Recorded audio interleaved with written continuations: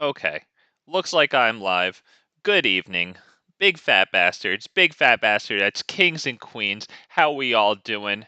It's nice to see you all here, and of course, on your behalf, I know it's nice to see me too. Thank you.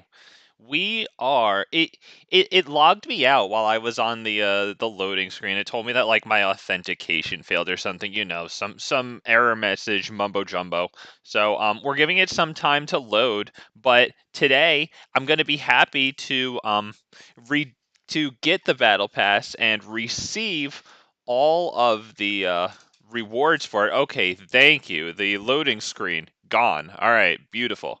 We're actually getting somewhere. Fantastic. So I'm going to get all the rewards. We're going to check them out. We're going to open these packs. We're going to hopefully get something nice out of them. It should net us a couple of rare wild cards and maybe a few mythics or something. Judging on what I have, I'm going to decide whether or not I want to spend them now or, on it would probably be either Shivan Devastators and hopefully the Dominaria United mythic card rewards, right? When it gives you like a mythic card. Hopefully I get like a Shivan Devastator, and I'm also hoping for an Elder Silverback, the 5/7 gorilla, right? Oh my goodness, man. I'm talking really hard here. But yeah, I would love to have those because I want to finish up my Ziatora Jund Dragons deck, right? The one with Ziatora the Incinerator, the 6/6 flyer, three and one of each of the Jund colors, and you know at the beginning of your end step you can sacrifice another creature. If you do, Ziatora deals damage equal to that creature's power to any target, and you make 3 treasure tokens. So yeah, is this?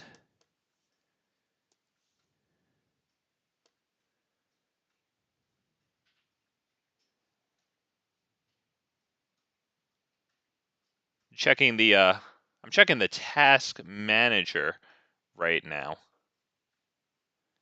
because I'm thinking, what if I just X this out? Okay, we're gonna try again. Hopefully I don't have too many viewers. Shout out to you if you're here. I appreciate you. I appreciate your patience.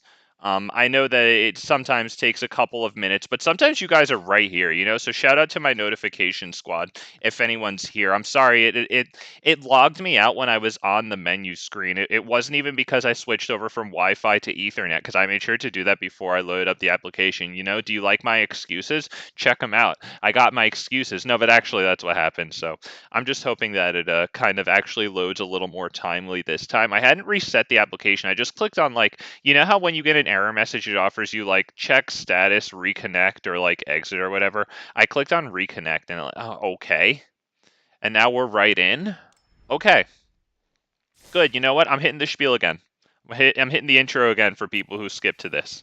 So thank you for joining me, big fat bastards, big fat bastardettes, kings and queens. It's so nice to have you this evening. I appreciate having you. Thanks for arrowing through the little hiccup over there with the main menu kicking me off thing. I appreciate having you. Now we're gonna open up this battle pass. We're gonna decide what to do with those rewards, and then possibly play something. We'll either put them into the Jund Dragons deck. We'll either get some nice useful cards for historic brawl, or maybe I'll start working towards a green stompy deck with Defiler of Vigor, you know, Elder Silverback, those sorts of things. So yeah, why don't we do that? Blah blah blah. No further ado. Blah blah blah. 3,400 gems. Get me my mastery pass. Let's go. Are you sure you want to purchase this item? There are 1 days left to progress additional levels.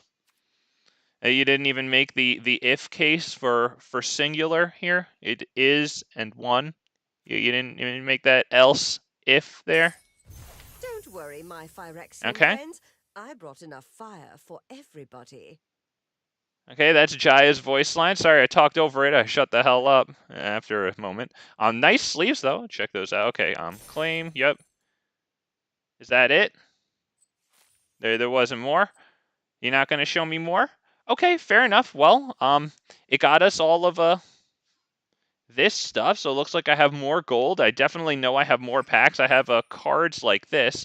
I don't know what mythic card rewards it got me though. You know, these things right here. I do not know what happened here or how to find that out. I guess maybe we can just go to the collection and it'll show me which ones are new, right? I assume we're going to do that. I have one of these now, which I'll probably never use, so that's just there. Okay, cool.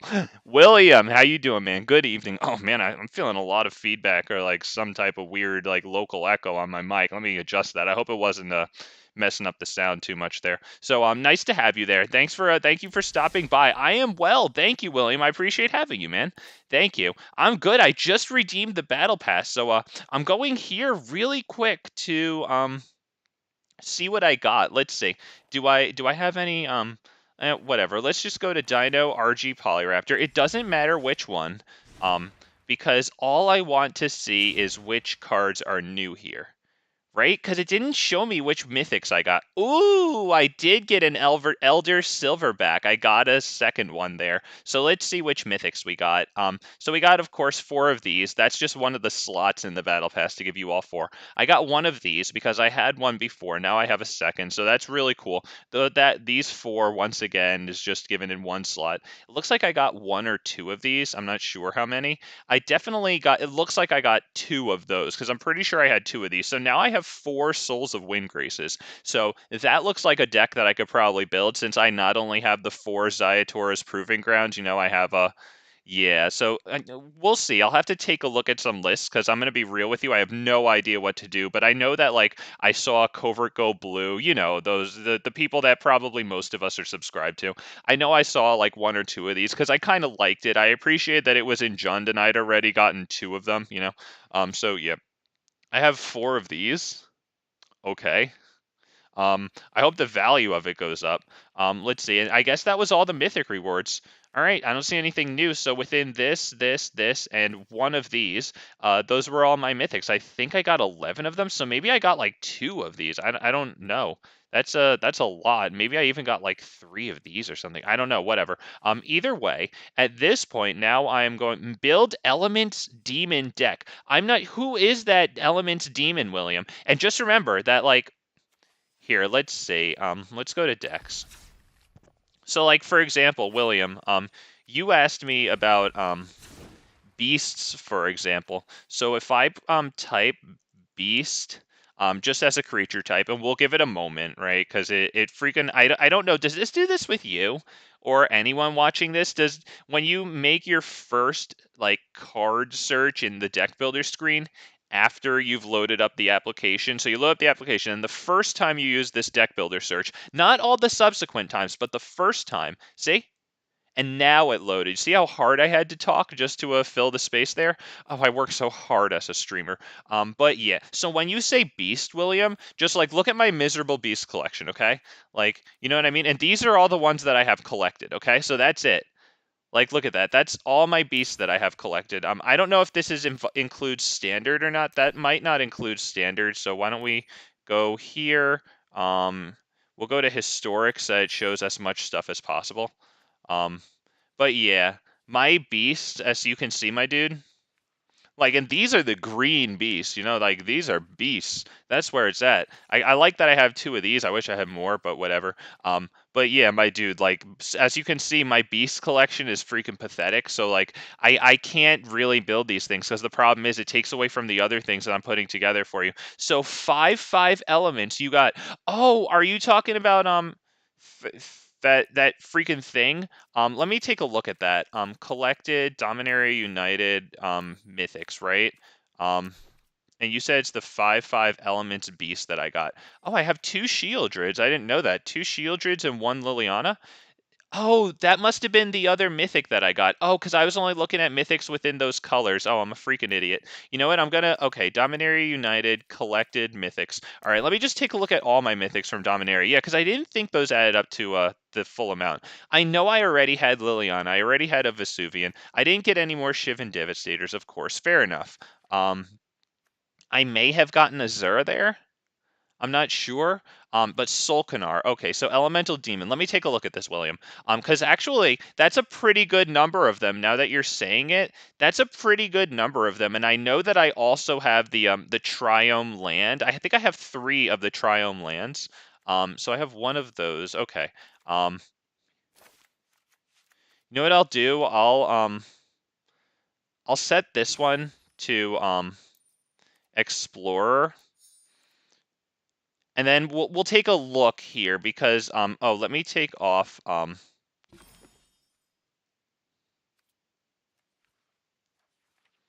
okay, I might have also gotten a Karn Silex there, which I think is kind of fun. All right, so let me take off this. Let me go to this because I am fairly certain that I have a bunch of the triomes or like 3 of them, I think, for this deck. What does this do? At the beginning of your end step, choose one.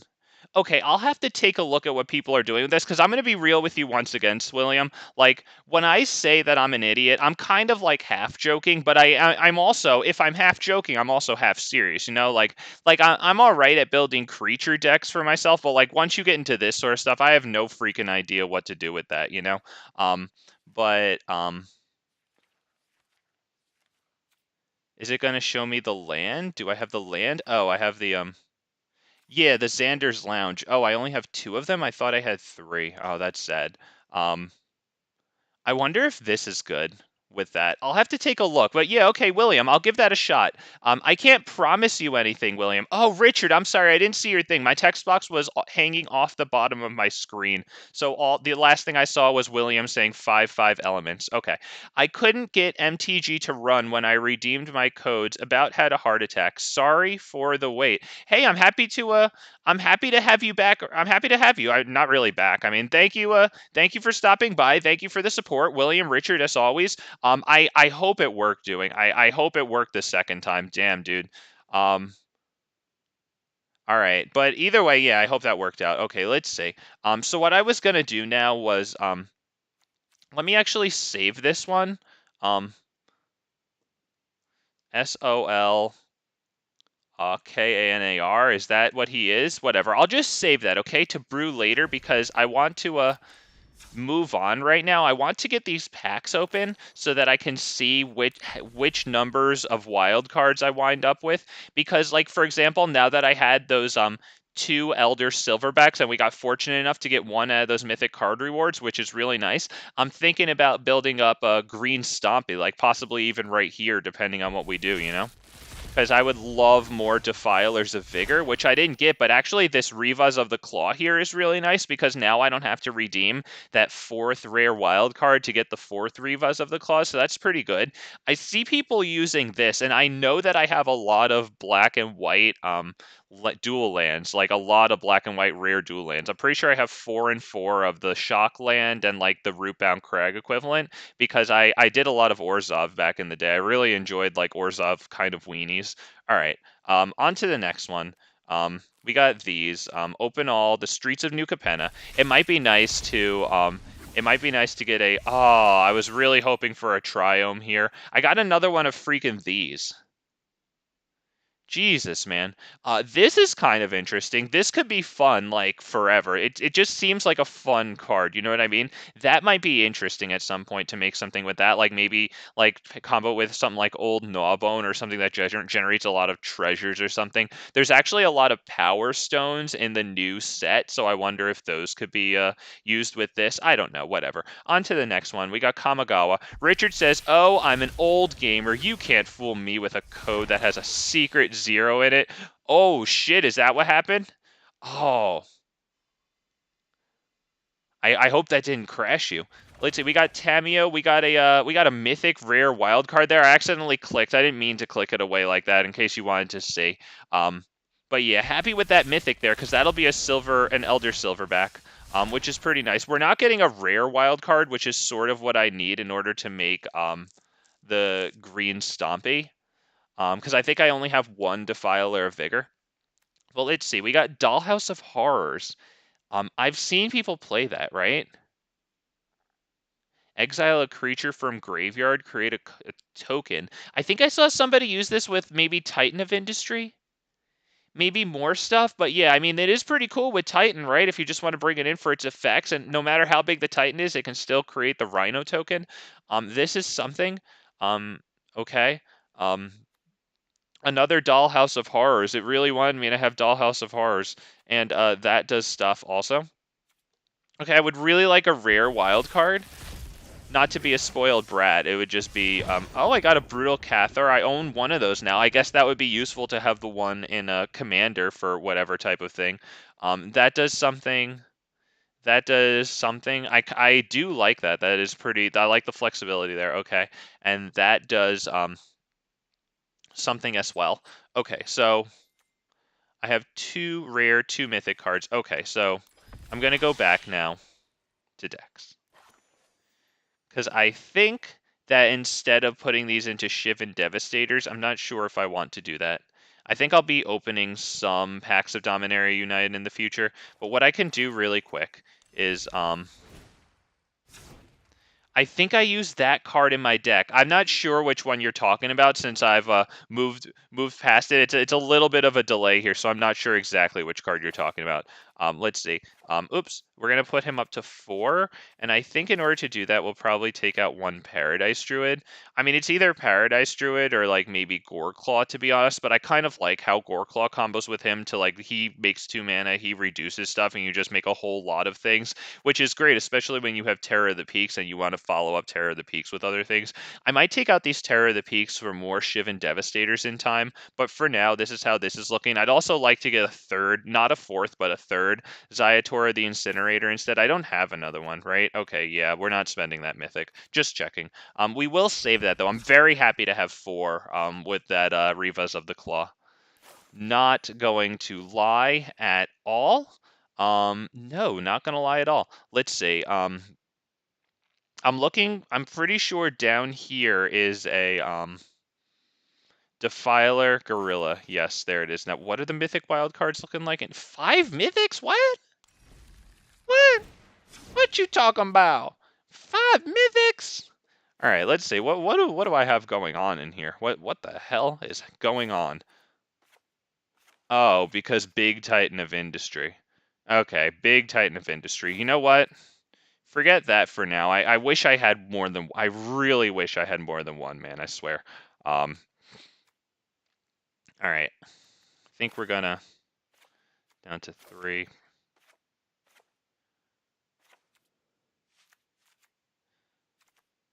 I do want 4, so I'll hold off on that because it's almost the end of the month, and I also have the 9,000 gold here, so I'd like to get all 3 of these. I have 1 of these right now.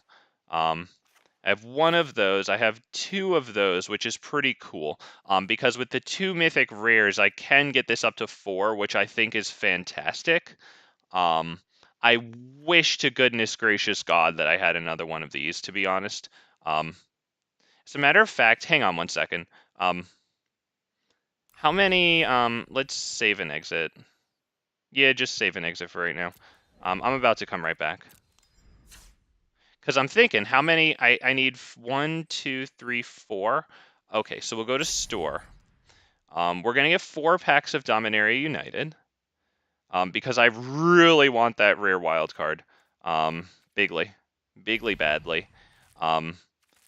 Yeah, let's see. 3 packs, not mythics. Yes, okay. Dominaria United, not alchemy. 3 of them, and then another single one. Yes, that and that. Yes, thank you very much. Okay, go back to packs. All right, give me everything that I want. A Defiler of Vigor would be really nice. All right, fine. We got Defiler of Dreams. I wonder if I'll ever use that for something. I might have 2 of those at this point. I'm not sure. This is an interesting card. I wonder if having 1 of them in Commander is pretty cool, right? I wonder. Because it's that blue wipe. Look at phase 3 there, chapter 3, whatever. Destroy all creatures. For each creature destroyed this way, its controller creates a 2/2 black Phyrexian creature token. And the combo with that is actually a dragon. It's Kairi, the swirling sky, I think, right? One of those Kamigawa Neon Dynasty mythic dragons.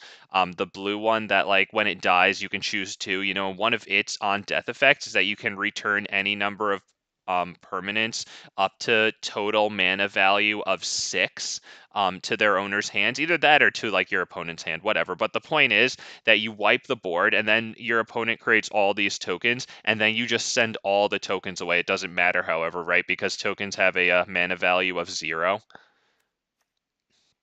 Shadowrite Priest, okay, and this one's actually cool. I'm actually quite alright with this Ether Channeler right now, and if I were going to use this Defiler of Dreams, it might be in a deck with this Ether Channeler.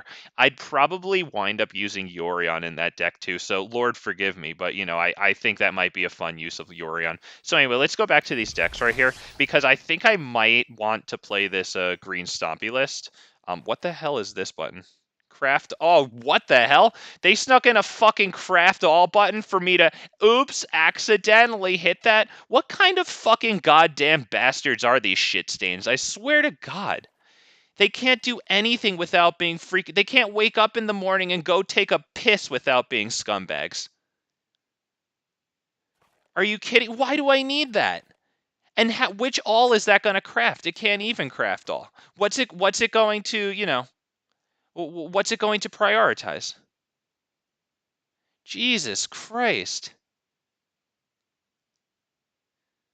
They just have to be scumbags.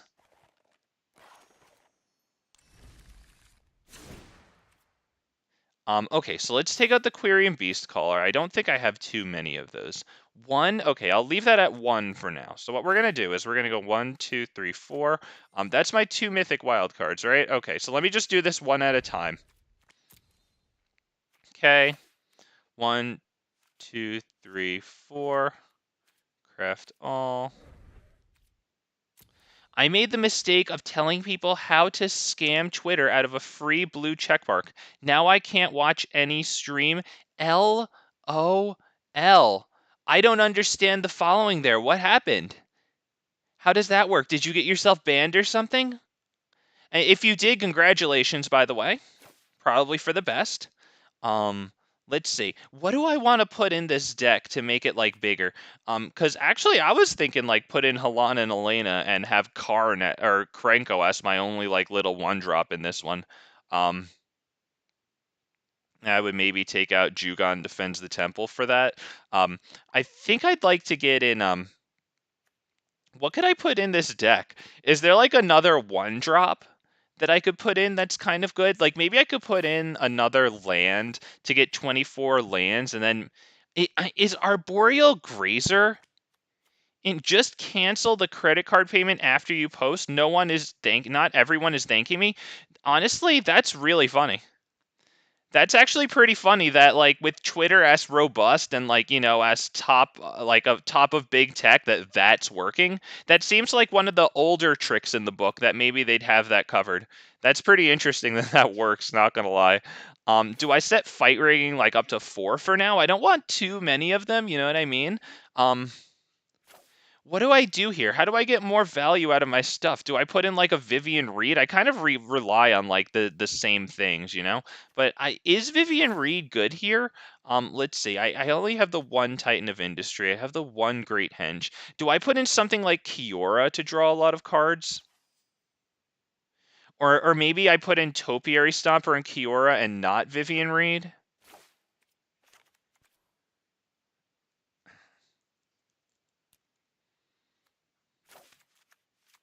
Because this could make it pretty easy to cast what's it called? Or to get Topiary Stomper to the 4 lands where it can attack and block. So maybe I take this down. Maybe I put in Kiora.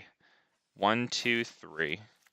Because I do like Kiora. Do we have a lot to, you know, we actually don't have too much to trigger her. I wonder, do I take her out? Do I have any good, like, green creatures? Maybe I could put in some Paradise Druids to go fast, you know? Because, like, one of my issues is going to be Liliana here. So let's see. Shifting. So we're going to put in 1, 2, 3, 4. Okay, now.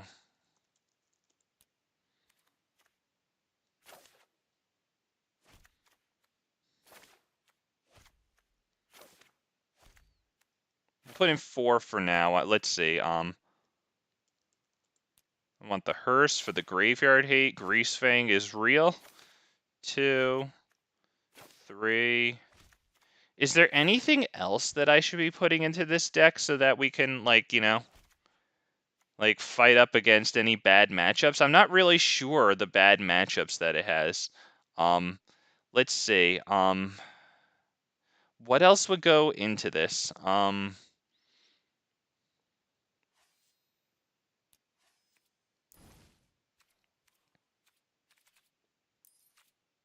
Or not that. Just collected. I think a creature would be pretty good at this point, especially in the 1 and 2 mana slots. I think would be probably cool. All right, I was thinking about Arboreal Grazer. I was even thinking about Ascendant Pack Leader because I also have one. Actually, yeah, let's put those in because I think the 1 manas might be pretty cool. I have a oh, what the hell is it called? I don't even remember. It's from Guilds of Ravnica. Yeah, there it is. Pellet Collector. So 62 at that point. Um, what do I take back? Um, kind of like getting rid of the Ascendant Pack Leader over the other one. We're now at 61 cards.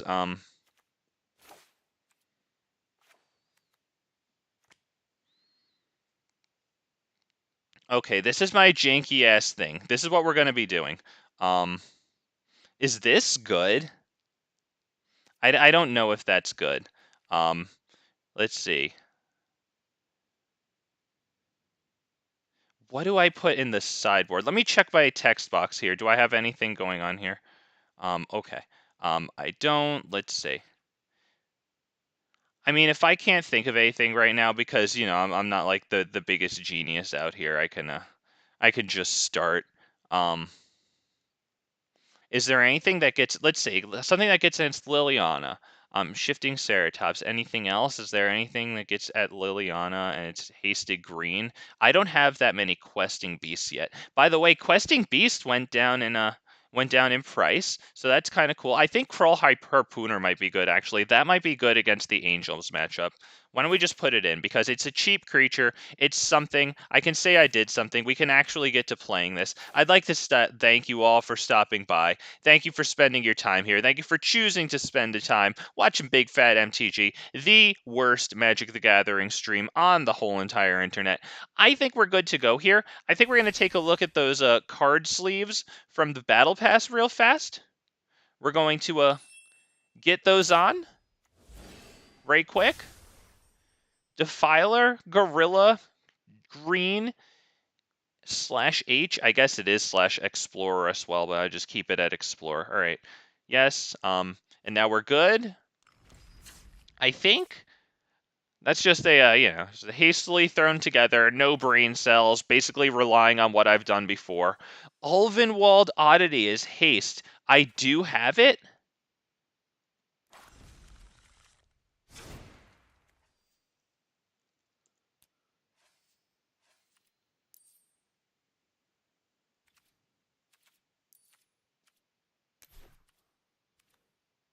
Oh, if you have it, sorry. Oh yeah, you're absolutely right though. But the good news is it's not a mythic. That's pretty cool. That's interesting. So at some point that might come in for something like Jugon or maybe one of the. Oh, I do have 3 fight rings. I think 4 is probably, or 3 is probably better than 4. I might have some work to do down here. Like maybe the Paradise Druids can come out. I don't know if that's too much dorking around down there. But nevertheless, thank you. Yes, you're absolutely right, Rusty Richardson. And welcome to the stream, of course. Thank you for your support, sir. Hell yeah. All right, so we're going in with our just now on stream formed green stompy deck. We're going into Explore. Blah, I know, but it is green stompy. That is fun.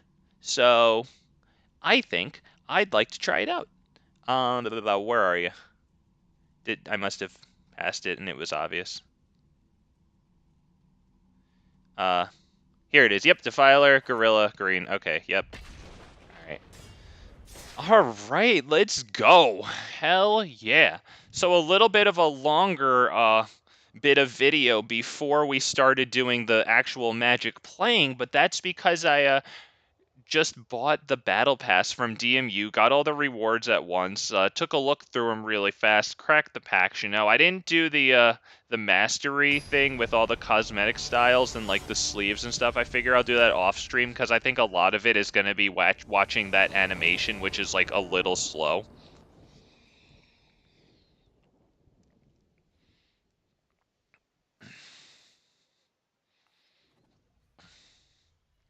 Okay. Okay. Wow. We're up against Jessica Cole, who knows that she's facing a big oh no, I didn't change. Oh no, I didn't change these. Ugh, God. I didn't change the lands. The horror. Okay, let's get this text box in a nicer space here so I can see what everyone says, and I can take a look here at the number of cards in my library and stuff. That's good. So we drop that, pass the turn. I wonder if, because she has Elvish Mystic, the only reason you play that is if you're also playing Llanowar Elves, so I would think if she's playing Llanowar Elves and Elvish Mystic that this is like Cavalier of Thorns, which isn't the worst thing in the world to me, because, we might be able to make bigger stuff than that deck makes, which could be pretty cool. I think we'll probably go Pack Leader Pass. I think that Yorvold is going to beat the crap out of us, so we need to start getting some big things onto the board. I wonder if next turn I go, maybe I go another Pack Leader, because then I could double block Yorvold if they get it up to only 6. That might be something good. I can actually go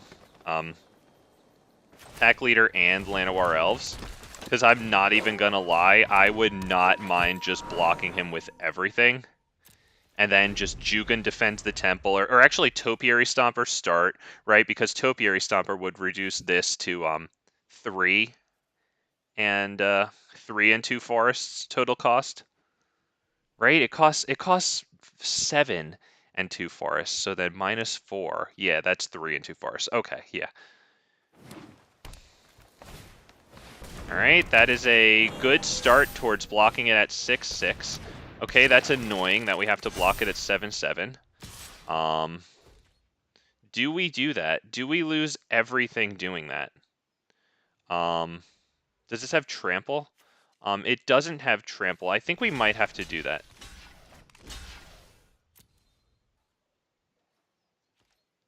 A little unfortunate there. Okay, Paradise Druid is not really going to do it at this point. So that's probably it, right? Because we just go, what? Jugan defends the temple. We start... that doesn't even do anything much, though. I guess it's just Llanowar Elves into Paradise Druid. Hell yeah, Darren Snoggers. Happy to have you, sir. Yeah, I put in... Let it be known that I am, for once, running 24 lands. Let it be known. Also, Augur of Autumn is actually pretty great for this deck that I'm running right now. I only have one right now. Didn't get any in those packs there. I mean, you only get like 4 of each set, you know. But yeah, I would love to have some Augur of Autumn there to really just get the access to so many cards. But yeah, it looks like that's probably about it. Since we are running mono green, we don't have any board wipes. Actually, I was thinking of running a version of this that includes red. Yeah, and so we would have yeah, let's just go on to the next one. Let's go on to the next one. Hell yeah, Darren, you looking to play some games or something? Here you go, man. If you want to add that right there, right on your screen, more than happy to play you in some viewer games if that's what you're interested in, sir.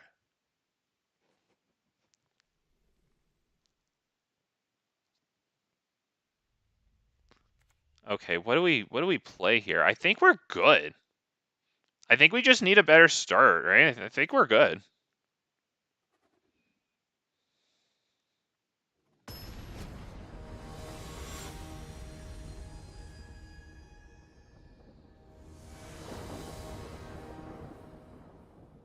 We're going to play first. That's why they have that option on spacebar. Okay, we'll keep 7. When you have Llanowar Elves and Gala Greeters, it makes you want to drop the Gala Greeters like first, you know what I mean? But I think we're going to hit... I think we're going to go Llanowar. We're going to go Llanowar, then Gala Greeters, then we'll start putting the pack leaders on the field.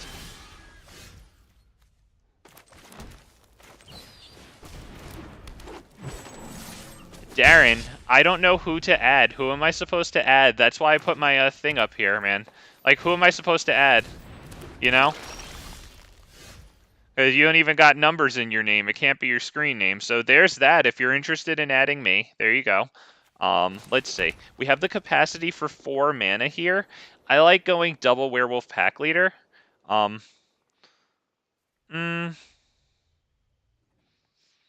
I think double Pack Leader might be it here. Although there is an argument for just the Paradise Druid so that we can get Defiler out the next turn. Because that might wind up being bigger. Do we do that?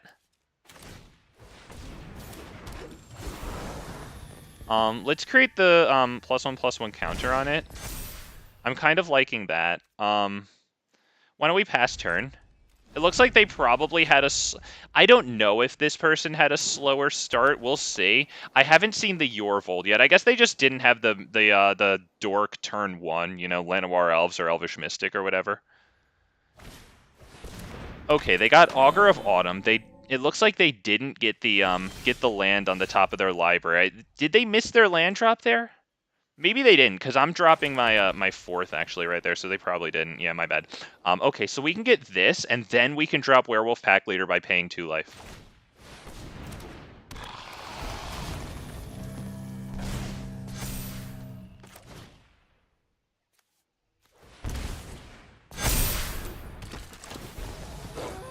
We will create a trap tapped. Excuse me.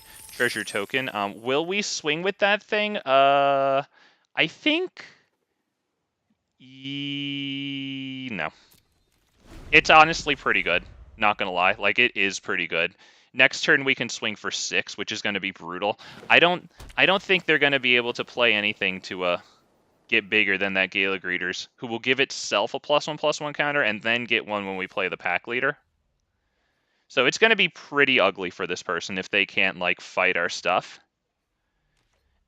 And it doesn't look like... It looks like they're probably just on to the next game at this point, because we got a pretty nice Defiler of Vigor there. We're going to hit this.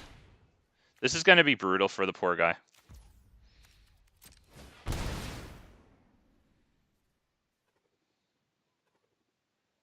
Or Jessica, I think it's a girl, but I think she's probably considering conceding right now, because we have the Defiler of Vigor now. He's big, he's fat, he's so big and fat that he's wrapped around. I don't know if that's like a building or like some stalactite or something. I don't know what's going on there, but then we're gonna hit Fight Rigging. This is over. The Fight Rigging is a green permanent, so we will get to yeah, we will get to put a +1/+1 counter on all our stuff. Poor Jessica is not having a good day. We're going to do this one this way. Every single creature. Hideaway 5. Yeah, that's just on to the next one. And I think we're pretty much good here. Once again, I think it's just going to come down to who gets the better luck. Oh, it's a tree? That's what it's wrapped around? Okay, yeah, well, it's definitely dwarfing a tree. That's a good thing to a dwarf, to show size. Ooh, Jessica.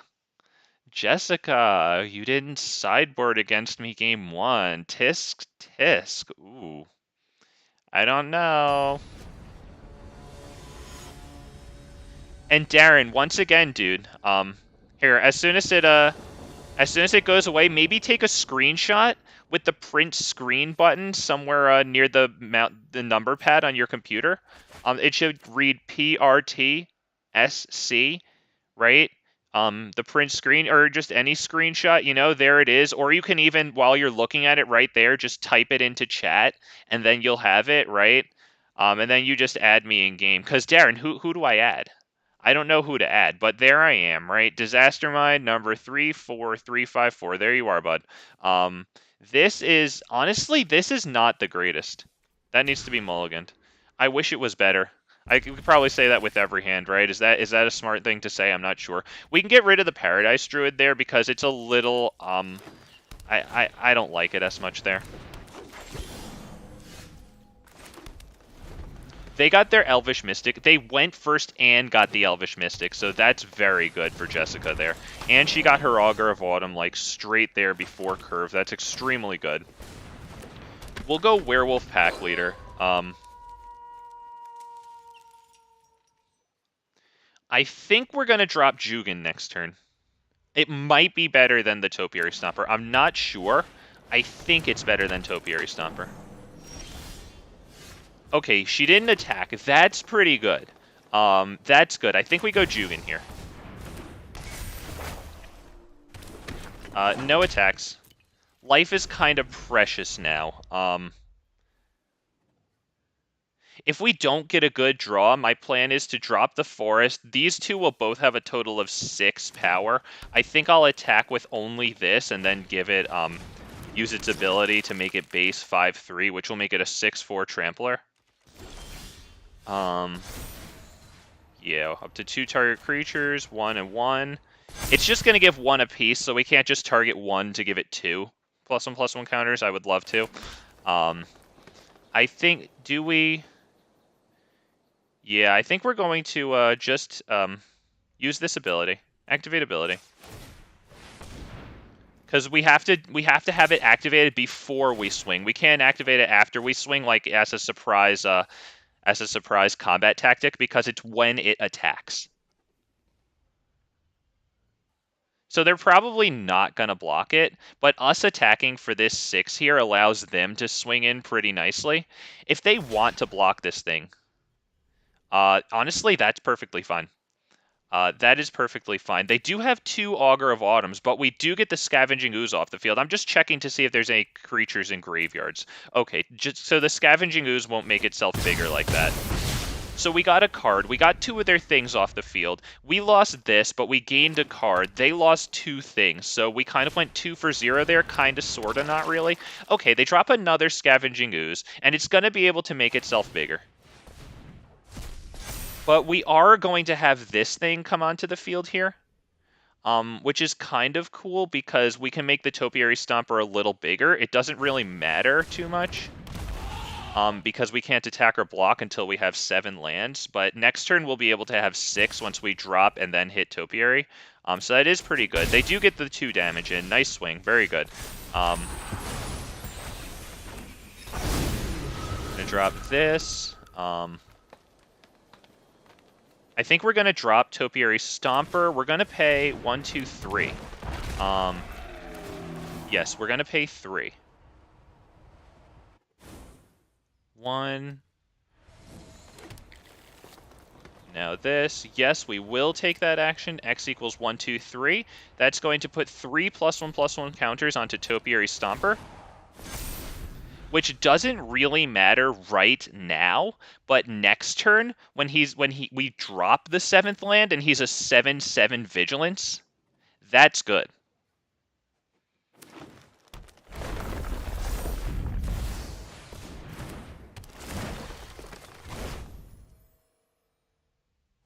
Okay, I think they have 2 creatures in here to make Scavenging Ooze big.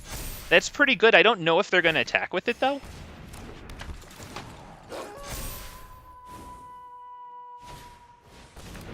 That's annoying. They have a lot of power to attack with, but if they attack, they have to consider that Topiary Stomper is going to be a Vigilance creature. So that's going to be a lot of pressure.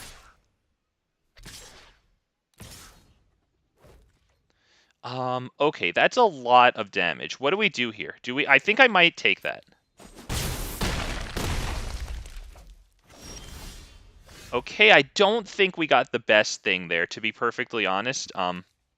Let's see, we can drop the land. I don't think we hit Ranger class here. I think we just go Gala Greeters.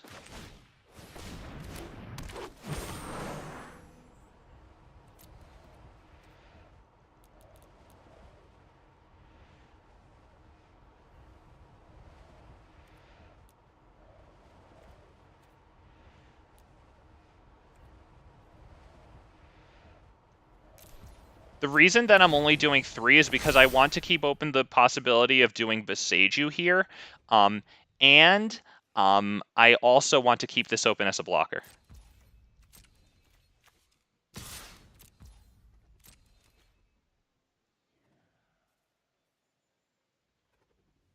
So they're most likely going to take that, because they just want to swing big around us. And then right now, I think we're going to hit Boseiju on their Great Henge, because like if they get a creature, I can't have them drawing and drawing and drawing. So I'd much rather give them the land. At this point, it almost doesn't matter. They do have the Faceless Haven that they can use if all else fails, you know. We'll give them the land on their turn too, of course, so that the Kazando... I didn't think of that. But yes, that the landfall doesn't hit on their turn.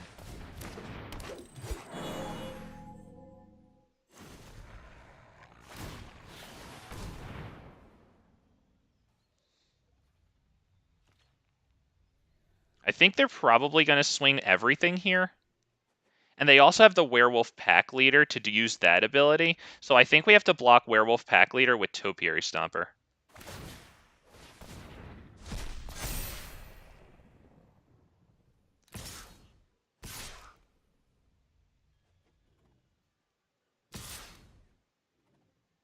Yeah, that's probably about it, to be perfectly honest, because I can't see what we do to have more happen. Augur of Autumn would be nice in this situation with all this land. And we'll give blocking a shot, but I don't think it's going to matter at this point, although we can get a nice block with Werewolf Pack Leader, I suppose. So let's see. This goes here right away. This goes here. This blocks you. Yes? Oh, I was clicking my text box, sorry. This blocks you. And then we take 5 damage, which sucks. I mean, we're not dead, but we pretty much have nothing here. And I don't know what we can do to get more creatures at this point.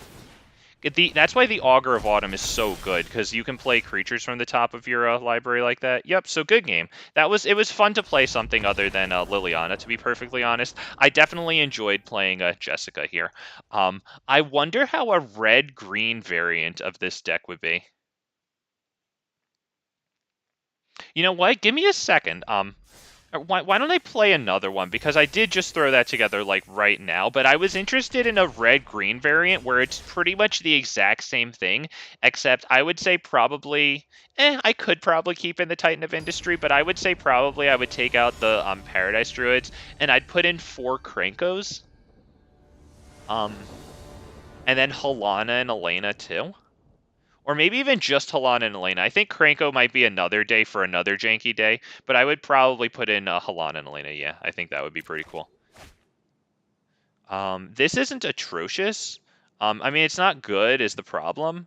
But I go first. I could go Gala Greeters first, then into this for the counter on this. Why don't we give it a shot? Because I go first.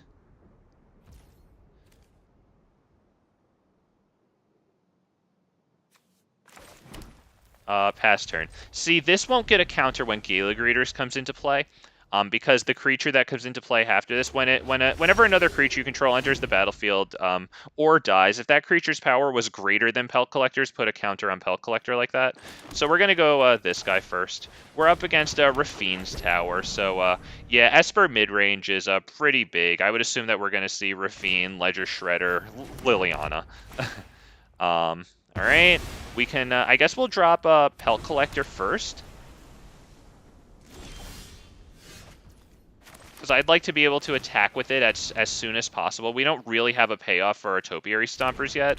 And it also gets them around, well, I guess they don't have Jawari Disruption. I wonder, because it looked like they were holding back a 1-mana blue instant there, so I wonder if they have return target creature to its owner's hand. Because that's actually not bad with Topiary Stomper.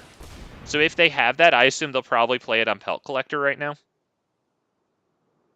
just so that they can use it, right? The thing, if it's used on like a creature with mana value 3 or less, draw a card.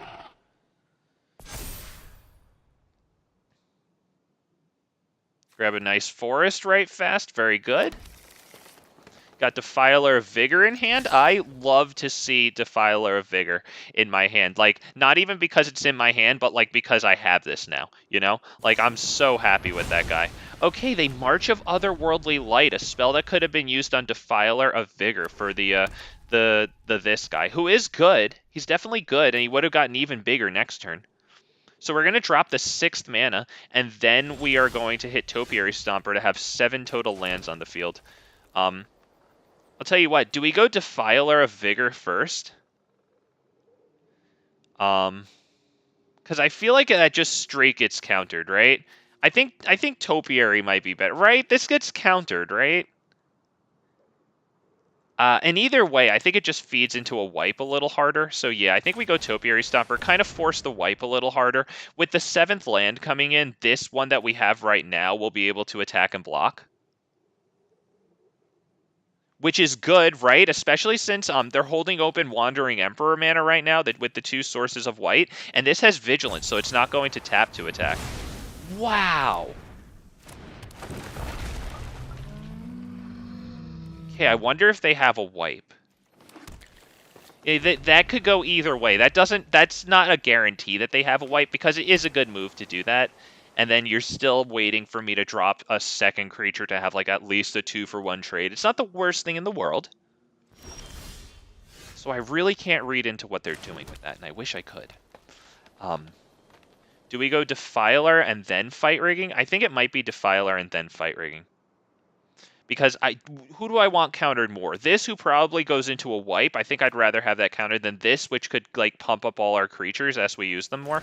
Let's go with Defiler of Vigor first, because if they counter that, I don't mind getting Fight Rigging on the field and then starting to pump up Topiary one by one. Okay, they're still looking for a counter here. Okay, we actually resolved that. So we're actually going to pay for this with the life, because that gets us around Jawari Disruption and Censor. And we know that they're running Censor. So we don't want to just cheaply give it away. Or the Great Henge. I kind of like the Great Henge, because that might draw us into something nice should we get creatures going. It gets it onto the field without having to worry about countering. We're going to put it on Topiary Stomper. We'll still get the Great Henge out onto the field. Choose one option. I guess we just cast it for free, right? Wow. All right, and we swing with 7. They will most likely... hang on. Where's my manners? I have to say thanks. He did say nice. That it was nice. So yes, thank you, sir. I tip my fedora to you, Ray Phoenix. Well, I'm sensing some Spanish there, right? Ray King. I would assume Phoenix is the bird, Phoenix.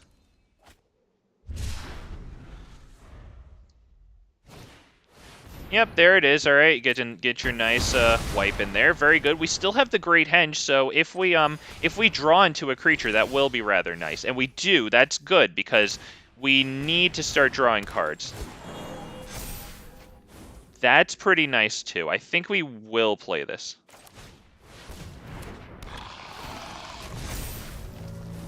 I think we're going to hold this in case of a wipe, because that way we can get the Great Henge train starting. And we're actually going to put this counter onto Paradise Druid, because it has hexproof. So if they want to wipe this out, that's perfectly fine. I would rather them wipe, right? Because otherwise we'd have a 3-2 and an 8-8 here. And they would obviously want to kill the 8-8. Okay, they hit Teferi. That's good for them. But they're only untapping 2 lands, so they're not going to wipe the field.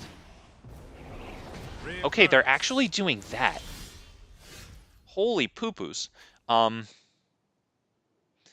We can probably hit Elder Silverback and then hit Gala Greeters, because then we blow up the portable hole, which is kind of cool.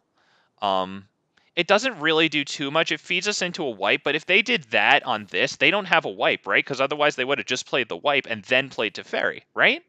I think I'm reading into that correctly. And that also gets us the Defiler back in our hand really quickly. We're going to hit Gala Greeters now. Destroy target artifact or enchantment. Blow that up. Now we get big Gala Greeter effects.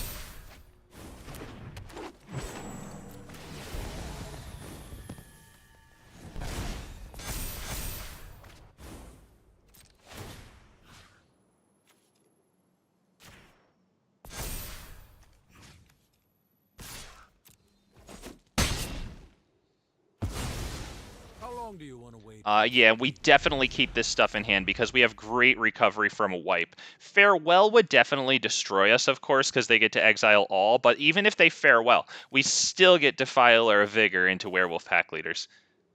And since this costs 5, we would be able to play them all. Yeah, see, Farewell really sucks there, but that's exactly the reason that we kept all this stuff back in our hand. That is exactly why we do it, boys.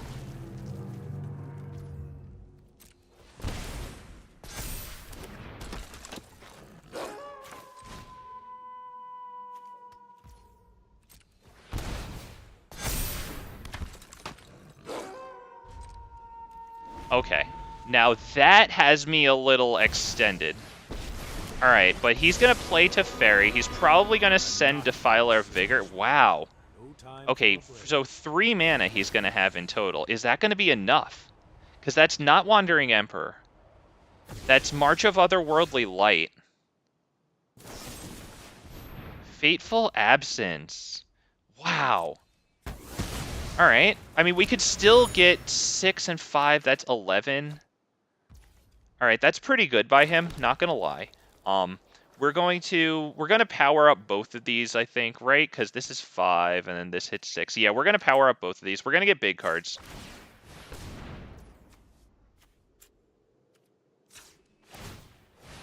I don't know if he's been bluffing, Richard. I wonder. He might have been, because I think he wanted me to extend as far as possible into the wipe. I'm 100% with you there, sir. So hopefully these attacks both connect. Either way, we get 2 cards, which is extremely good. And Teferi's gone. I believe that's their second Teferi. Really should have seen that coming.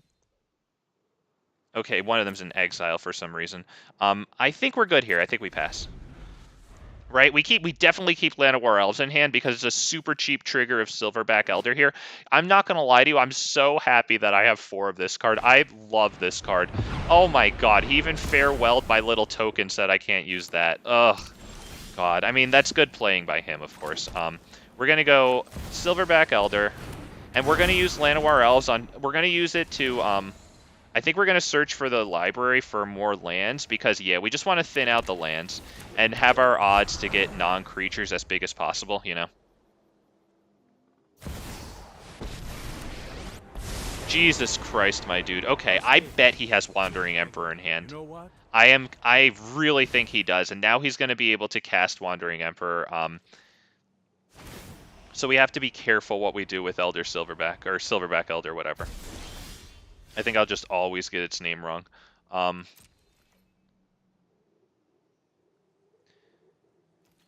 think I have to swing at Teferi with this and risk it. I think we get Wandering Emperor, which really sucks, but yeah. It looks like it. Yeah, I was positive that that would happen, but if I don't put pressure on him with Elder Silverback, then Teferi just pluses and pluses, you know.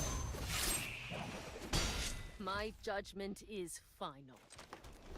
Alright, we have 12 lands, but without... See, and this is where Augur of Autumn comes in. It's such a great card to be able to... I mean, I guess we wouldn't be able to play the creatures from the top, because in order to play creatures from the top of your library with that card, you need to have creatures with 3 different powers, right? So a creature with 1, a creature with 2, a creature with 3, yeah, or whatever. So it would be tough here, but it is really nice to build up your board state. It looks like we probably ran out of steam on this one.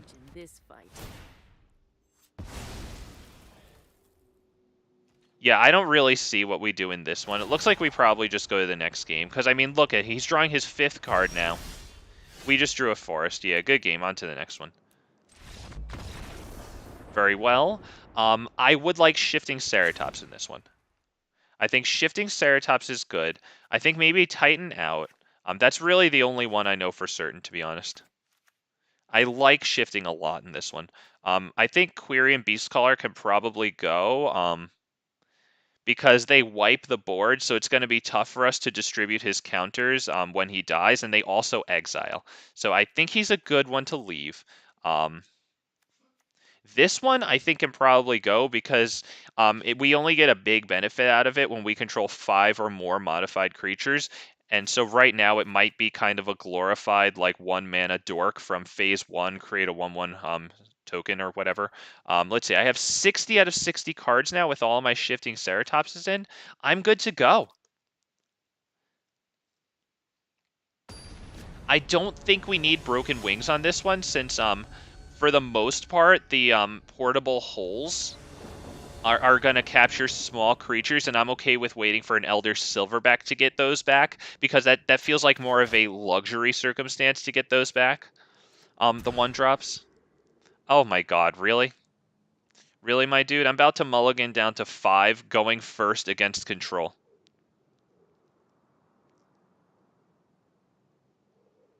Nothing in hand to do anything about it. Alright. Jesus Christ. Alright. We drop 2 forests and keep it. Yes, please. And the second one. All right, there we go. Lair of the Hydra and pass. We've got Gala Greeters into Fight Rigging into not a whole lot, to be perfectly honest, but there it is. Yes, I would assume it just gets straight portable hold, and then we kind of drop Fight Rigging, and the only thing I could use Fight Rigging for is putting it on Lair of the Hydra, actually. But I could only do that if they tap out. And yeah, see, I think that they have the portable hole up. Although, holding open the mana... No, because Censor and Jawari Disruption each cost 2, right? Although they could Spell Pierce the Fight Ring, but if they have Spell Pierce against a creature deck like this, for like just about only Fight Rigging, then you know what? Freaking blessings and peace upon you, because that's nutty. I think it's going to be a long time until I activate this Fight Rigging, so I think I don't want Shifting Ceratops under this one, right? I think maybe Topiary Stomper under this one. Right, I want to keep the Shifting Ceratopses in here for as much odds of casting them as possible, especially after we shuffle the library and get that one away from the bottom. Because Shifting Ceratops, once again, he just runs in at their Teferi Hero of Dominaria, the one that comes in with 4 loyalty and then +1s, draw a card, untap 2 lands. Yeah, I really like that Shifting Ceratops runs in and kills that guy. Now, they have 3 lands open. I think I am going to play the Werewolf Pack Leader. I will create a treasure token with Gala Greeters.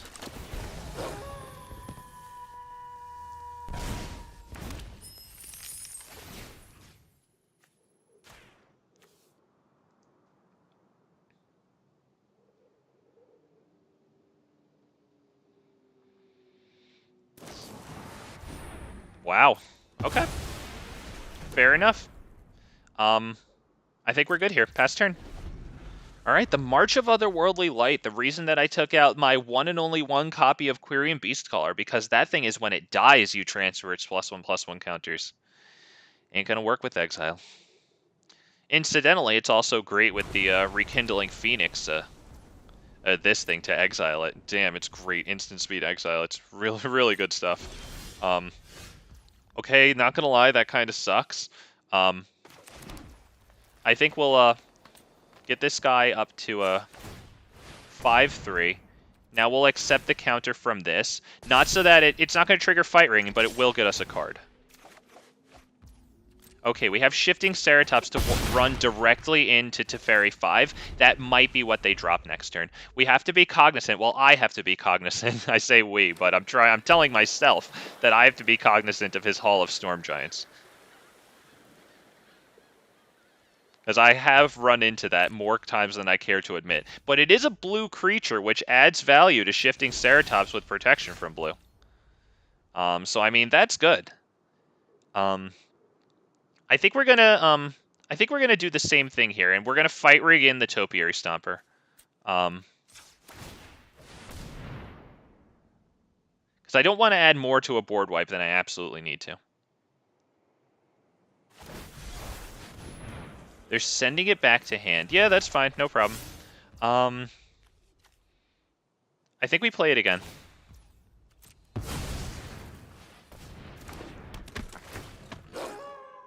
Put a counter on it. Pass turn. They still don't have Hall of Storm Giants yet, because they need one more to be able to use that ability, which costs 6. Okay, they depopulate on the one creature. That's huge. Do I go Shifting Ceratops or Silverback Elder? I think I go Elder.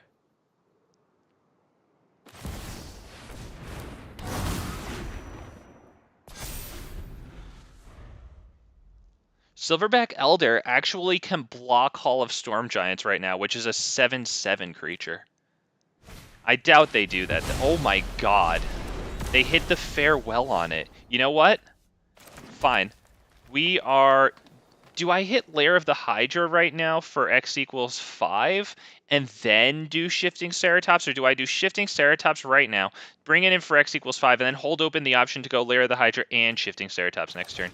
I think it's Shifting Ceratops.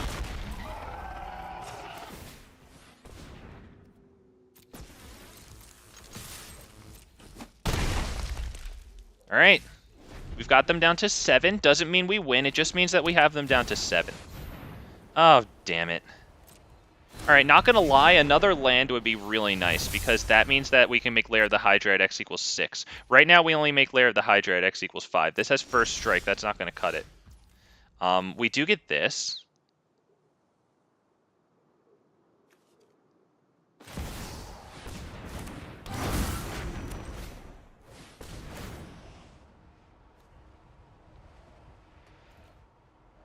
We'll do that. Now we have an X equals 6 Lair of the Hydra. I cannot attack with that because that is protection from blue. Yeah, so I doubt they're attacking with their Baneslayer Angel. I think it's suicide. If they attack, then they have Wandering Emperor for sure. Okay, we have 8 mana. We can swing with a 6/6 Lair of the Hydra. I think that's good to do, right? Although they could bring in Wandering Emperor and give the Baneslayer Angel a +1/+1 counter. So I don't know if I want to do that. I think it might be better to go Shifting Ceratops, get a land here, or maybe I just attack with Silverback Elder. How many lands do they have? 1, 2, 3, 4, 5, 6, 7. So they can make their Hall of Storm Giants a land here. So I can't attack with this guy. I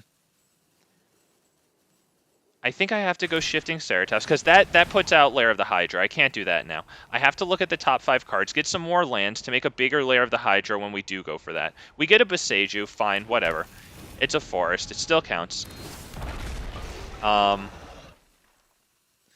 We don't attack because it's kind of pointless to attack with both Shifting Ceratopses, right? They just block one, not the other. They gain 5 and lose 5, and I lose a Shifting Ceratops. What the hell's the point, right? Wow, Ray playing mind games. Respect. Yeah, I'm enjoying this game against this blue-white player. Not gonna lie, I will tip my fedora to Ray Phoenix. Definitely. So right now, as we speak, okay, Fateful Absence, that's mad annoying because they know that we have that play through their Hall of Storm Giants. They have 1, 2, 3, 4, 5, 6. They have 6 mana up right now. They cannot do the Hall of Storm Giants. I know they're holding up Wandering Emperor. Alright. We have Lair of the Hydra right now. 7, 8, 9, 10. -2. We can hit this right now, because with 10 mana, we have Lair of... Or actually 11, including this, right? 8, 9, 10, 11. So we have Lair of the Hydra right now for X equals 9. So if I take this off, that would be X equals 7. I'm okay with doing this. Let's do this.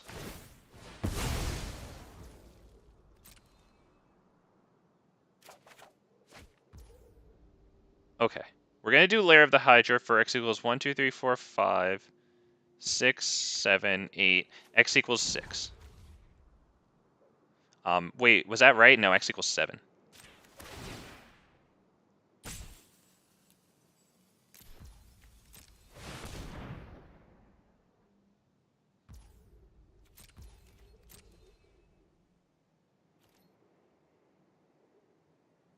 Do I attack with everything? Because even if they Wandering Emperor, let's see, if I attack with everything, they Wandering Emperor this, they block this, yeah, I can't do that. I have to attack with the Lair of the Hydra only.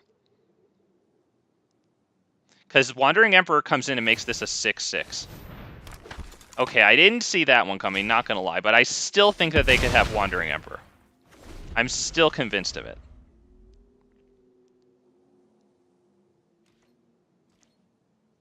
Now they have their Hall of Storm Giants, which is pretty brutal, not gonna lie. Damn it, what do we do here? Maybe we make a Gala Greeters. Maybe we start making Gala Greeters get big. The problem is I don't want to play too hard into their wipes, you know? I feel like their wipes are going to destroy me. But maybe it's best to get Gala Greeters out.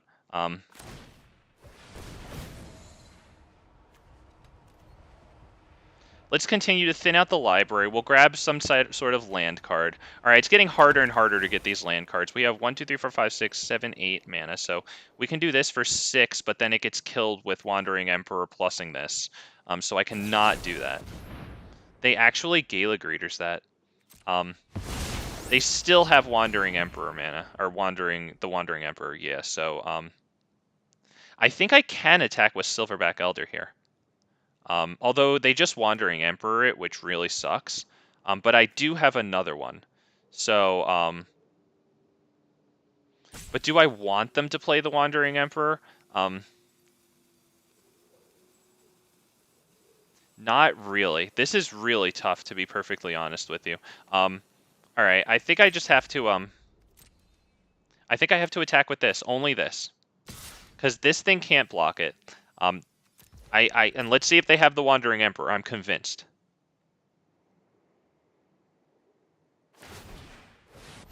Okay, not gonna lie, that's a lot easier to just deal with that too.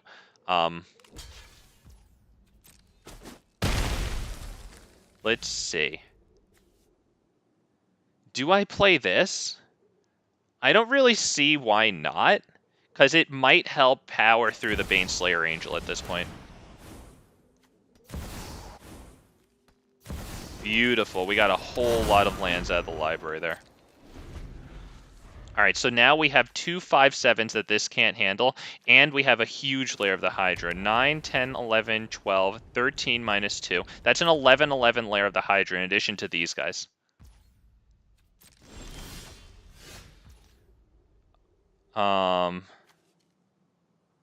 Holy crap.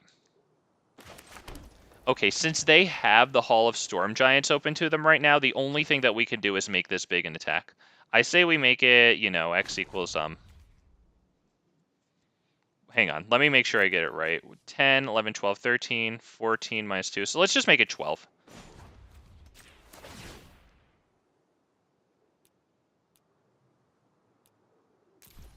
And it's just going to get blocked by a soldier token, but if I don't attack, then they start amassing soldier tokens. That's a problem, because I do not have trample here.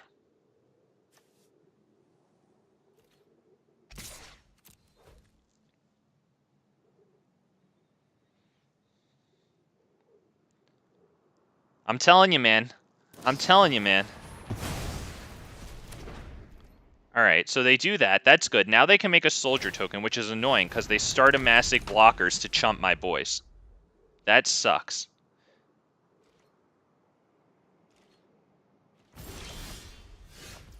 That sucks. I'm going to keep that in hand, but there's not really much to do here since they have the Hall of Storm Giants open. Unfortunately, that Shifting Ceratops is stopped by the Baneslayer Angel's first strike. If it didn't have first strike, I would love to swing in. If we had a fight rigging, I would love to swing in.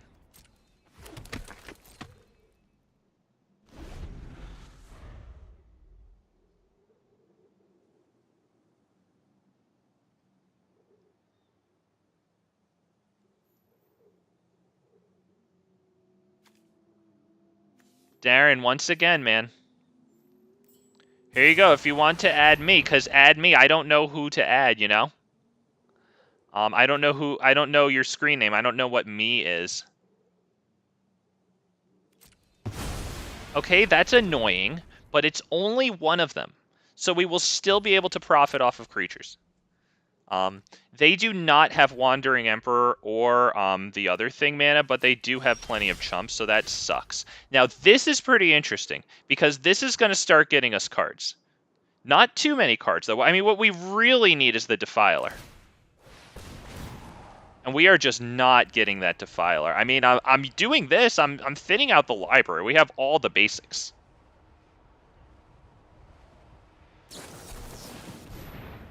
Okay, they counter the Werewolf Pack Leader. We still get this effect, though, because it's when you cast, not when it enters the battlefield or resolves or anything. So we get that onto the field.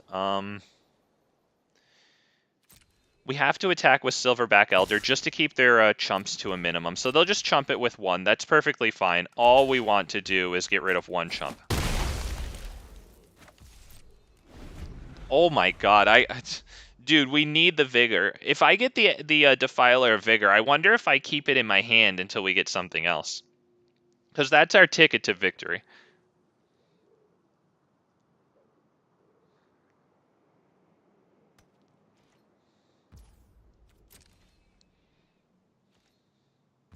To be honest, I'm shocked he isn't blocking with or attacking with Baneslayer Angel. All right, that's going to stay in hand in case we get the Defiler, because that's a really easy trigger of Defiler immediately afterwards, and we could be tapped out. It's never going to happen, but we could be. We'll drop that one. Has turn.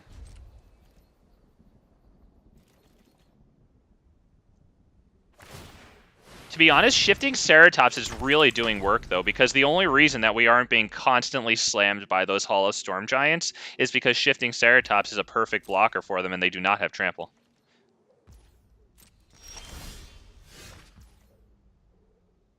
We're keeping that in hand as well. We do not want to send that out into a wipe. It doesn't really change the battlefield right now. That's a pass turn. Wow, what a standoff. Not gonna lie, good game to this dude. This is definitely a good one. Yeah, he gets that. There's nothing that we can do about that one. It's Defiler of Vigor or nothing. I love that Defiler of Vigor, man. I swear to God, that's why I have 4 of them. But as the turns go on here, they're more and more likely to have a wipe. They know they don't need to wipe right now, because honestly, it's bad for them, because the Baneslayer Angel is holding us back. If they wipe, yeah, it could get really bad. Okay, they start digging for more cards. God, I love those cycling abilities on those Triomes. It's fantastic later game. Okay, they have a lot of little tokens there. But the Defiler is going to make that not really matter. Oh, damn it. Okay, yeah, Teferi, that sucks. I know what must be done. You know what? So that's pretty much it at this point with Teferi. Because now they're drawing 2 things and we're drawing 1. So I think the Augur of Autumn would go in instead of like Paradise Druids. I have 1 right now. That might be where my next rare wildcards go. I don't know. It's soon up in the rare wildcards. They're attacking with that one. We'll just take it.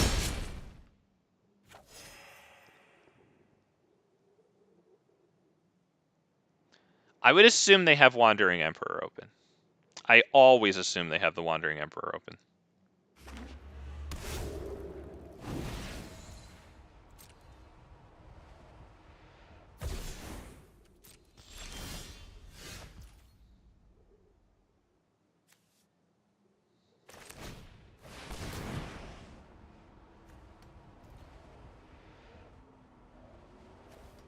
Double Defile. Okay, yeah. Okay, yeah, of course. It wasn't. You're fucking lying to me. I know the next 2 cards weren't Defiler or Vigor. Okay, we're sending both Shifting Ceratopses at, He only has 6 open mana, so we're sending both of these, who can both have Trample, at Teferi, Hero of Dominaria. I think we might even swing in with this one, to be honest.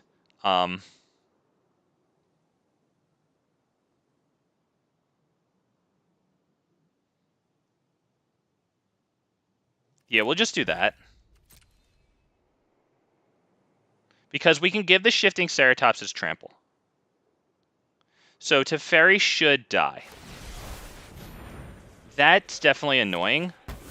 That gets rid of one combat trick. Now they can quadruple block Shifting Ceratops.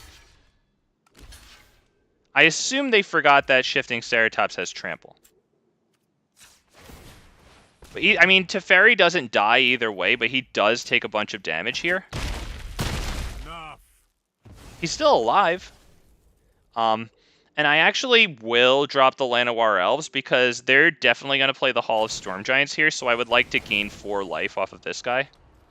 Just keep myself at a reasonable place, because they are going to be swinging in with 12 huge damage.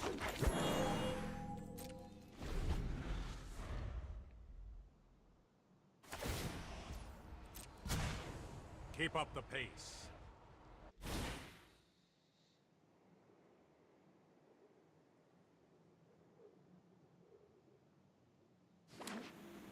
$28 cards in library, not bad. We're keeping up with them. They have 32. We're really going through cards. It's because of this guy constantly getting us the basics. We'll just take that.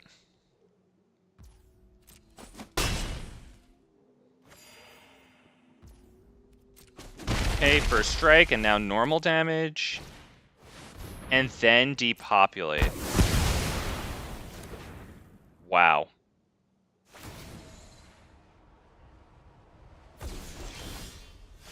Alright, that's pretty much it. I have no need to play more. That's just a Silverback Elder into nothing, while they hammer us with the Hull of Storm Giants and have more answers than us, because Teferi gets them 2 cards, we have 1. Damn, that Augur of Autumn's looking real juicy. I can't wait to get it. I only have 1, and I got it for Commander. That's where the 1 copy's really nice, but, yeah. Oh, man. Good game. That was a fun one. Damn, and thank you all for joining me. I hope you enjoyed that too. If while you have a moment here, if you wouldn't mind, hit that like button, get this stream out to more people, help the channel grow. Really appreciate you guys as always, man. Thank you. Having fun playing this new thing, not gonna lie. I've had my eye on Green Stompy for a while. I'm actually happy to be playing it. And of course, the Augurs of Autumn will complete it, but I'm really happy to have it in this state too. Also, while I was opening the Battle Pass, I got my 4th copy of Rivaz of the Claw, the thing for the thing that reanimates dragons, right? 1, a mountain, and a swamp, and it's a 3/3. It taps for 2 mana in any combination of colors, but you can only spend it to cast dragon spells, and once per turn you can cast a dragon creature spell from your graveyard. But if you do, it gains when this card would die, exile it, which actually means that on-death effects are triggered, because it's not an instead ability. Like, if this creature would die, exile instead, it's when this creature dies, exile it. So it does die. A very important nit to pick. Should I keep the hand with all creatures? It's really good. All non-lands. Look at that. These are really good cards. What do you say, guys? Oh, okay. All right. Okay. Okay. I have 24 lands in this one, by the way. 24 lands, by the way.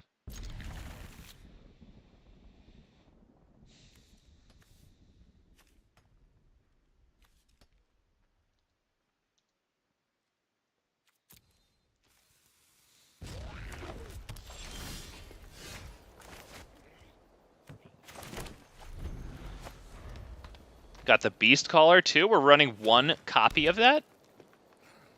Happy to see it here.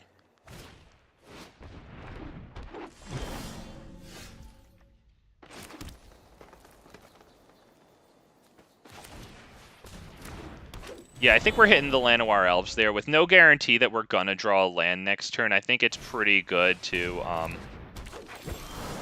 Couch Weasel. I suspect that somebody has ferrets. Oh, yes. I used to have ferrets too. Very cute. I think we'll go Topiary Stomper so that we can get the 5th land, so that way we can go Defiler of Vigor ASAP as possible. And yes, Richard Dragon, you nailed that one, sir. Let's see. We will not attack because we need that 5th mana there, so hopefully we keep it. Up against Elves here, we are going to make some big stuff, so they'll have a lot of Elves, but we'll have big stuff. That's pretty good. They can tap this for 3 and this for 1, so that's pretty good. Collected Company, okay, they'll get some more stuff. That's good. And that stuff will even produce them elf tokens, so that's pretty cool. Alright, we do get the Defiler of Vigor down, though, which is definitely good. Do we get Defiler of Vigor down? Yes, I think there's no choice there. Looks like we're about dead, though. They're pretty big at this point.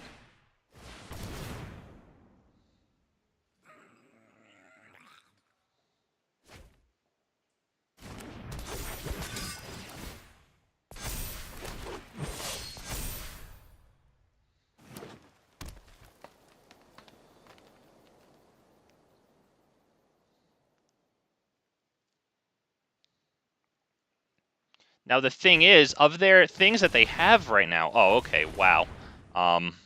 Yeah, that's pretty much it. I think they had a perfect hand at that point. There's really nothing to do with that. Like, with 2 mana, their field was just about insurmountable. Now with a 3rd and this at 9, that's insane. Yep. Alright. So at this point, we're just gonna exhaust them, and we're gonna give their mouse fingers carpal tunnel and all, and have their freaking their tendons flare up right now. That's what we're gonna do. That's our main strategy here up against this. Nothing really to do there. So on to the next one we go. I'm not sure if there's anything for me to do. See, without red, I don't have the wipes like Anger of the Gods, which might catch them out early. I don't know if there's anything to do here but to, I mean, maybe I could take out, like, Titan of Industry and put in, like, 1 Shifting Ceratops, just to bring ourselves lower to the ground and all. But there's really, in my opinion, nothing much to do against these people, or against elves, but, you know. Just stand back and bask and behold, and then in Game 2, hope to get a little luckier than we did in Game 1. Yeah, I really enjoy elves. I've enjoyed elves in Magic the Gathering for quite some time, as a matter of fact. Like, when Elvish Pioneer was good.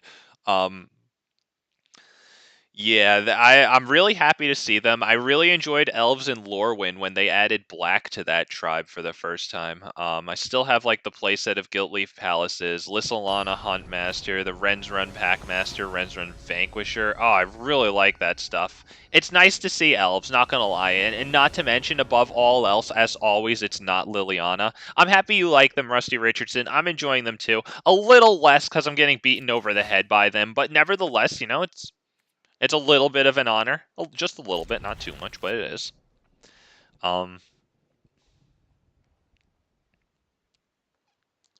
Is this Quirion Beastcaller first so that we can have the biggest thing on the field, or is it Gala Greeters first?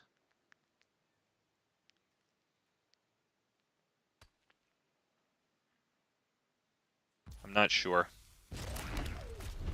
Not sure. I think it might be Gala Greeters first because it grows a little slower.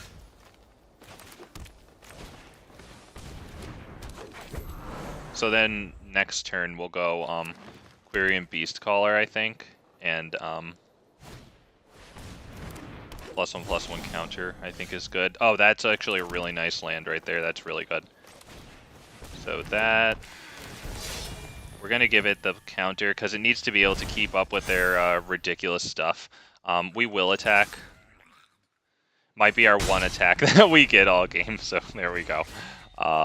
This, whenever you cast an elf, you can pay 1 forest. If you do, draw a card. Yes, that's very good. I think I have 1 or 2 of those. Alright, they do draw the card. I would assume they attack.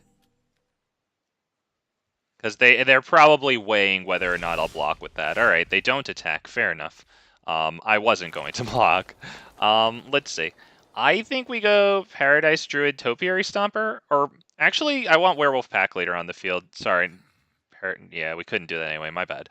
Yeah, that's going to be Pack Leader.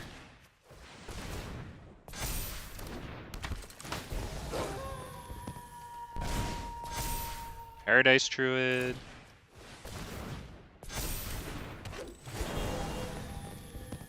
Treasure token seems pretty good. We will, in fact, swing with both, right? Yeah, there's no way they're blocking with either of those. We need to get them as low as possible. So we hope for the best. We hope for as not crazy of a turn as possible here. Collected Company, that is annoying. It's going to start them getting nutty, but it's not too nutty yet. She's only a 3/3. Only a 3/3. Still big. We have 1, 2, 3, 4, 5. 1, 2, 3, 4, 5, 6 capacity for mana. I like the Defiler of Vigor. I think we might need the Defiler of Vigor in order to do like freaking anything against this person. So I think we do this first. So that way our stuff gets bigger.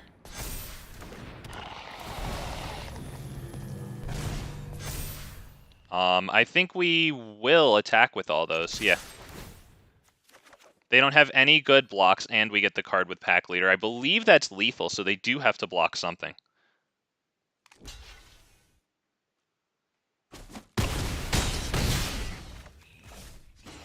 We drop this, and we will hit this.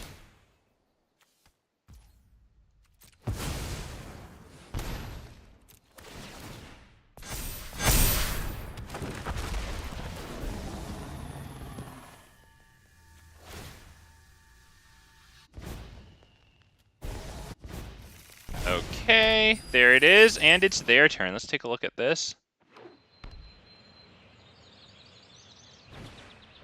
Not gonna lie, I can't see it there. There it is. Alright, so they're getting a whole bunch of stuff. The thing is that they're at, they'll be able to have a bunch more mana because of Arwen right now. She's gonna have a lot of power, but we're gonna have a lot of stuff. They have 4 life. We might have this one. And if we don't, this is as best of a chance that we have at having any.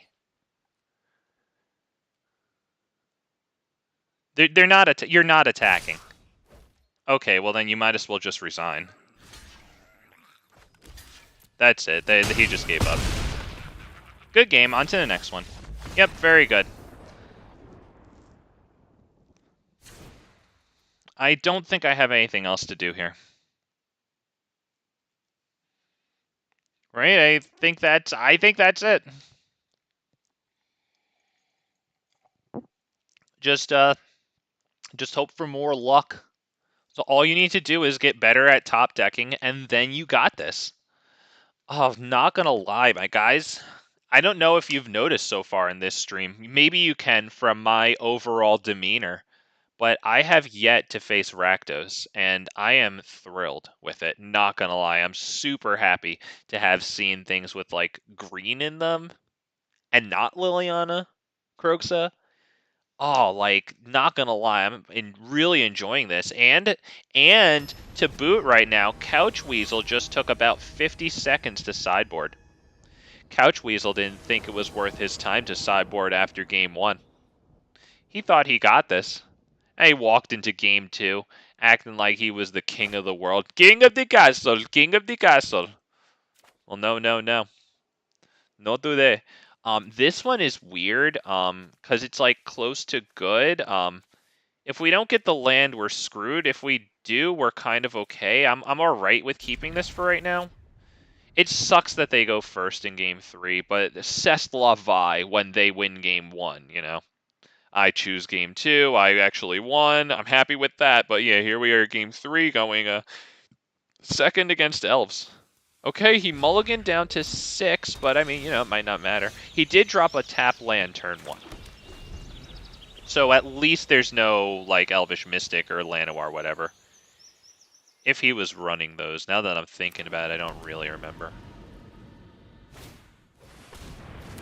War Master, very good. That's going to start putting out plenty of tokens. We're happy to see the land drop there.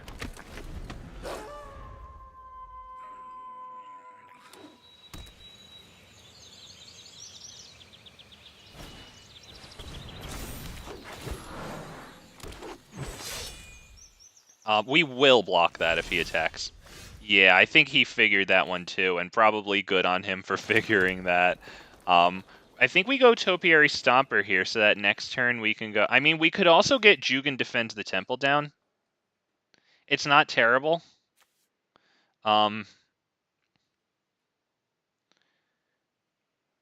It gets us a dork. Oh man.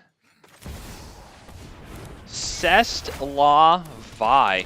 Yes, Cest La Vi, Commander of Life. That's how it is. What commander is that, and why do I already hate it? Oh, I don't know, man. I mean, that answer is philosophical. I think maybe that's a reflection of how you see the world, as maybe not a friendly place. Cest La Vi is just a reflection of life. On each of up to 2 creatures. There it is. Okay, we have a total of 5 mana here, which is good. We can drop Silverback Elder, which is pretty good. Because then we can start gaining life, or yeah, we could start doing that off of it, right? Which is pretty good. We have to get it down now, I think, right? I did drop the land, right? Okay. Yeah, we'll just do this. No attacks, past turn. Until they get another +1/+1 all, and they easily can, but we do block Steel Leaf Champion with the Silver Black Elder for right now.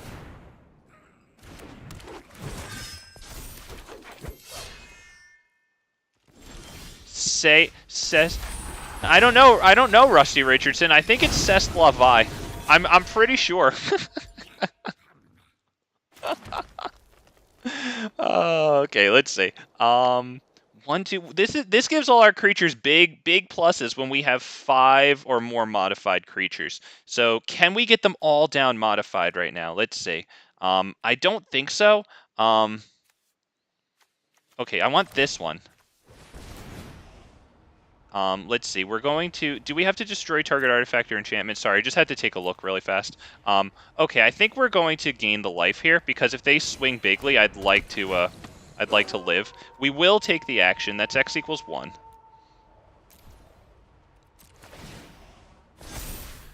We do this also, and we also pay X equals 1 for this one. Right? With the dork. That means that next turn, we will have a total of 5 modified creatures. This thing will, as long as you control 5 or more modified creatures, this thing gets +5/+5 and has trampled. Not terrible, right? 7/7 trampler while we run the field. Hopefully run the field, although is this +1? Oh, that's a +1/+1. That really sucks. But that's why we gained the life. I mean, we still block all of his tokens. We're actually going to have a huge Topiary Stomper right now that will be able to attack or block. We're going to put all of our mana into it. How much mana is that? 1, 2, 3, 4, 5, 6, 7. So we can do X equals 4 here. We will do that.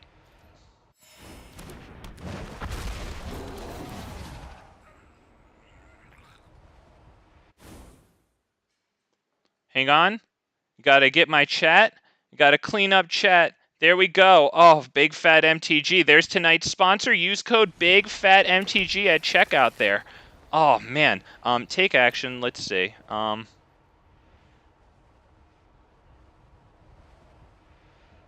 unhidden? I said hidden.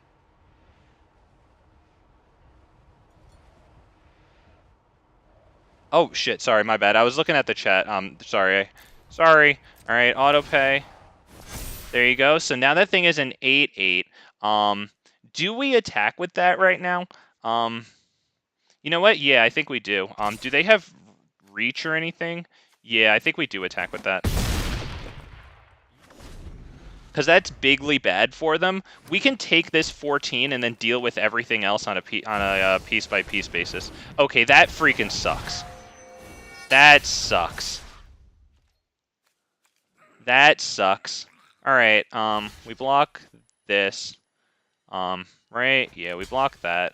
Do these need to be blocked?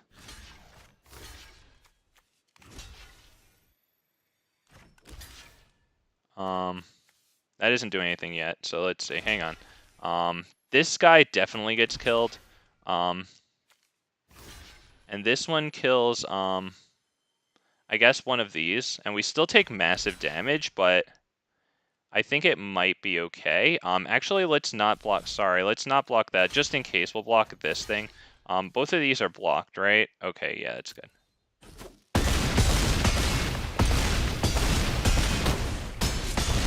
Oh, we lived. All right, we lived. Not terrible. It's not pretty. But we did get around Ronus. We have 7, 8. We're gonna do this for x equals 5.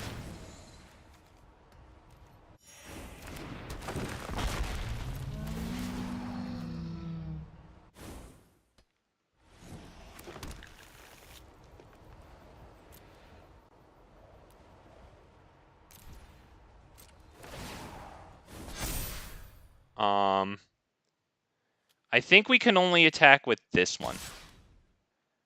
Yeah, I think this is a good chump at this point, so we'll just keep it as a chump. So leaking that as a new card on Reddit, Seslavai, the new card even Liliana, it's her ex. Yeah, leak it up, man, and make sure you plug the channel.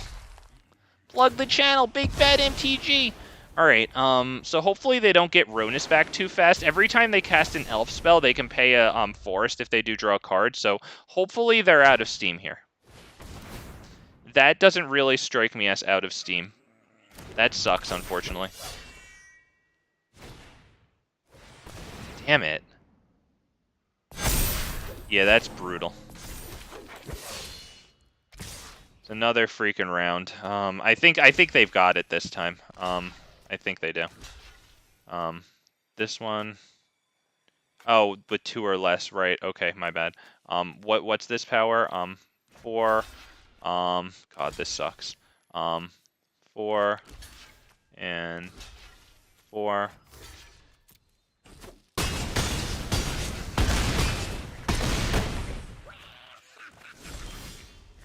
All right, that looks like it's about it there. Yep, good game.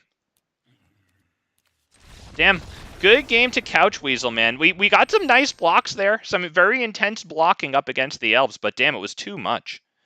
Damn, man. Yeah, that Augur of Autumn. I can't wait to have that, because right now the only drawing in this deck is I mean, honestly, I might just really quickly go to Dex here. And maybe just take out Titan of Industry and put in Vivian Reed. Or where is it? Sorry, give me a moment. Here it is, right in the middle. Okay.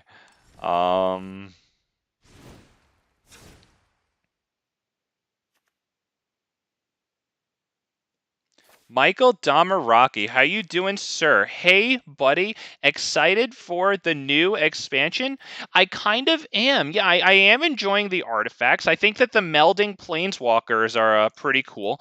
Or at least Urza. I don't know if the other one, the like damn it, the green thing. I can't remember its name right now, but I saw a video recently. Oh, I have 25 lands.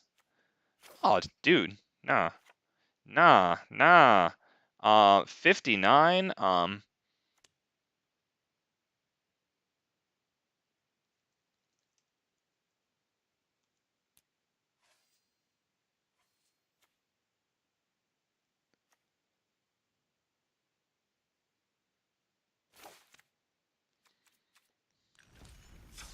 Hell yeah, but I am excited for. I like Power Stones, Michael. I enjoyed that. I played with some Power Stones at the pre-release. I enjoyed those. I kind of like for the paper aspect of it. I like the reprints of a lot of the artifacts. There's one called like Etherflux Reservoir or something. It's like whenever you play a spell, you gain 1 life for each spell you've cast this turn. So that could get you a lot of life, right? For each spell you've cast that turn, so it progressively gets bigger, right? And then its payoff is like an activated ability that you pay 50 life, yes, 50, and then it deals 50 damage to target creature or player, which is pretty cool. Amazing draw for a creature's green deck. I might think about it. Do I have 4 mana creatures in here? I just threw this together today, Michael, because the reason that I called this one pass and play is because like I got the battle pass. This kind of sucks, but Jugen does create a dork that could get us into Vivian. We do go first, so I'm gonna send that down.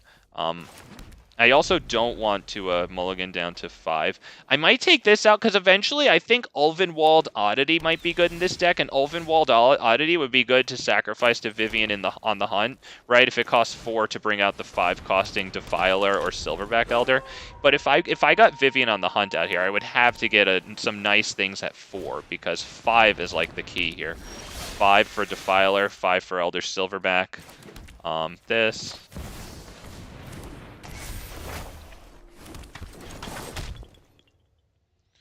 Attack with that. Are we up against blue-green? We're up against blue-green Merfolk. Cool, man. All right. They missed their Kumano drop then. The 3-drop with all the activated abilities about like tap certain amounts of Merfolk. 2 target creatures, 1 and 2. There you go. I think we have to hit this one. Right, because we can't really defend Vivian, and she kind of just gets popped really hard. Can you show me this Vivian Reed? What does she do? Yeah, sure. Or actually, let me just play this so I can pass the turn and then have it up for you. There you go.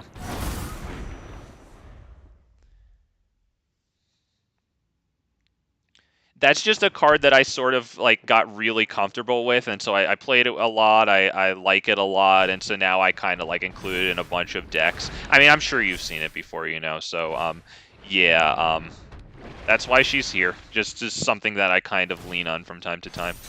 All right, that's annoying. They tap that down. They're gonna get some nice damage in, but we will be able to use its abilities now. So let's see.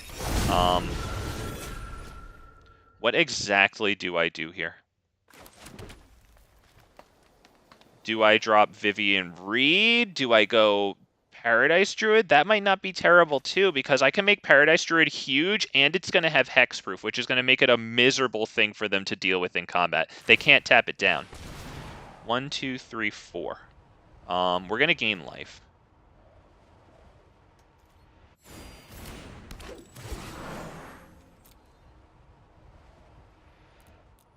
Yeah, we're going to make that X equals 4, because check this out. How good does it feel that we have that on a hexproof creature? We're not even blocking with that. And as a matter of fact, or we're not even attacking. We're not even blocking with that. We're going to hold back a little more defensive right now against the aggro-y deck here. And then once we have all of our stuff untapped, maybe we can drop Vivian Reed. Hey, Merfolk get +1/+1. That's pretty good, but it's going to be pretty miserable for them. But you keep creature cards? Yeah, I'm down to try it, dude. I just put it together today, so that's why I have this in here right now. But yeah, definitely down to try that. Does that can't be blocked? Is that what that is? What exactly is happening here? River Sneak, okay. Whenever another Merfolk gets +1/+1 until end of turn. Okay, that's why that was a lot of damage. Okay. Okay. So I have 5, 6, 7. I can do Vivian into Werewolf Pack Leader. Why don't we start by casting Vivian? That might be the best here. Let's see what's going on. What do we got here? Would you like to see what's left? I've seen things that would break someone like Defiler would have been nice. Hell Collector isn't terrible. Topiary Stomper's kind of cool too, but we'll need the 7th land, but it's actually kind of good. This will give itself Trample with enough +1/+1 counters. That's good. I think I might want the Paradise. The thing is, this gets Hexproof. That's the thing. But then this has Vigilance. So why don't we bring this into hand? We'll just do this one right now, I think. Right? Or maybe I don't, because I lose 2 blockers to get this one, and I can't even give it more counters. So, yeah, let's just pass the turn. I think we have to pass the turn on this one. They only have 2 cards in hand. Hopefully it doesn't get too nutty, because I think River Sneak might attack Vivian Reed, which makes me sad. I really want to keep Vivian Reed around as long as possible.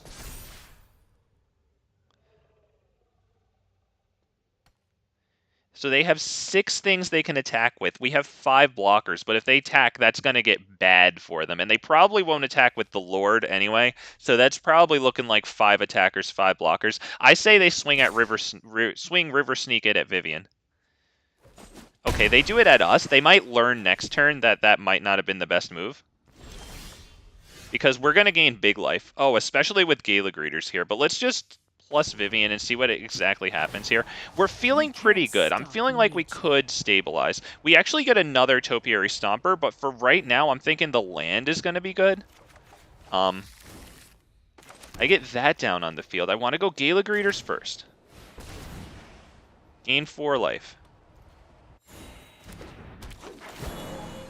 Yes. We're going to pay 1. No, you know what? Actually, we're going to pay 0. Yeah, just confirm 0, because it's going to give itself the counter, so I'll just save the mana there. Now I get to play this. I gain another 4. We get another land. We get the counter on that. So now we can attack and block. Yes, we pay 1, just so that it's a modified creature. Right? Yeah, I think that's good. A1. Now that's a 7/7 flyer. And now I like where we are on the field. At this point, I think I attack with that. Because they're not going to win next turn. And that's massive pressure on them to do something, because not only do we have 7 guaranteed damage next turn, but then they're going to have to block so that they avoid taking 3 damage. So, unless they have something really good here. And they could.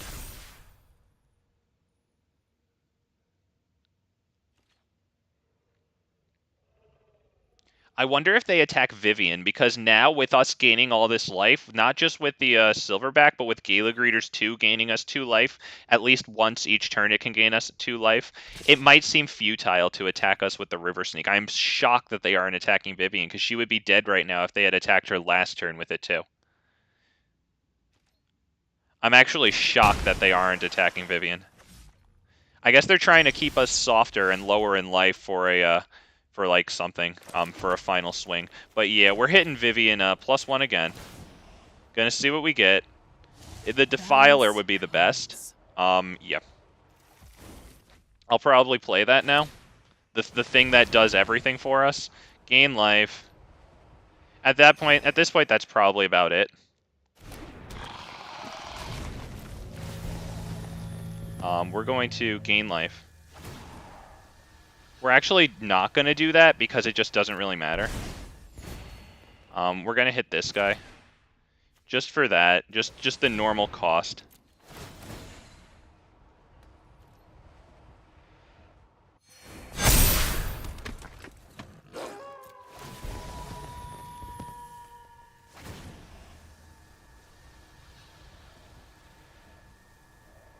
And we're going to swing so hard that they can't even take 1 damage, because this is going to swing us a 9/9. X = 0.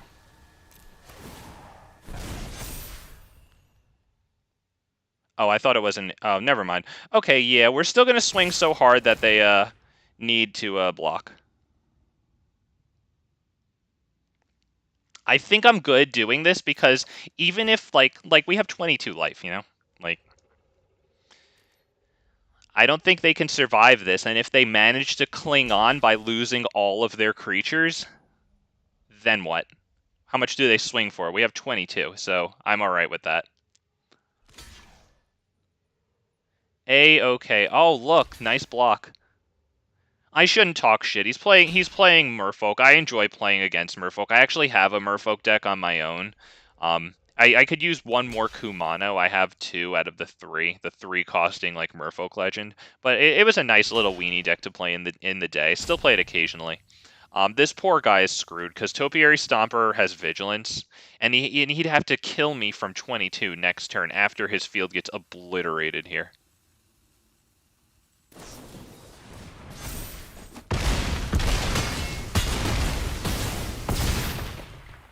Yeah. The guy did it, though, so we tip our fedora to the dude, because he did give it his best shot there.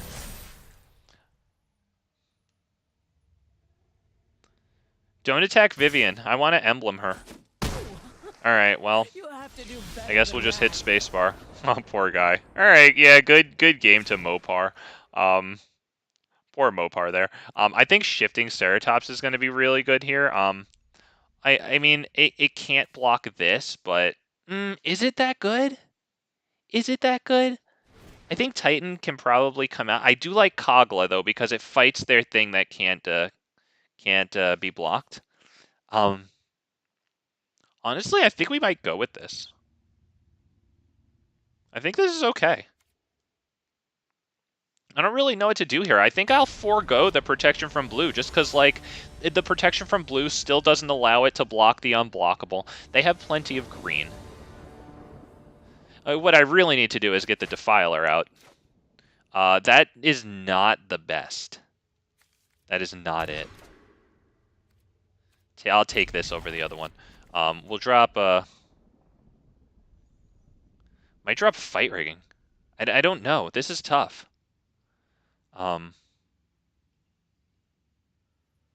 They're all good, but it might have to be Fight Rigging.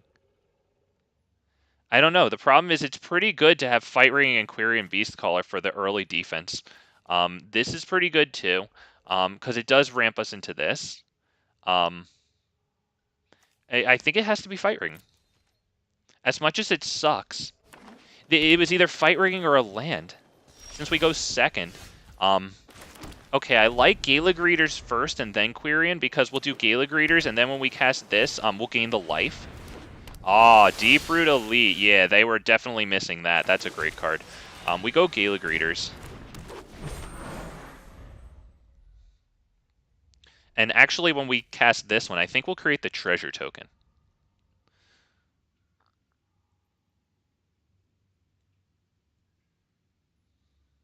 Although, maybe I should just go Jugen.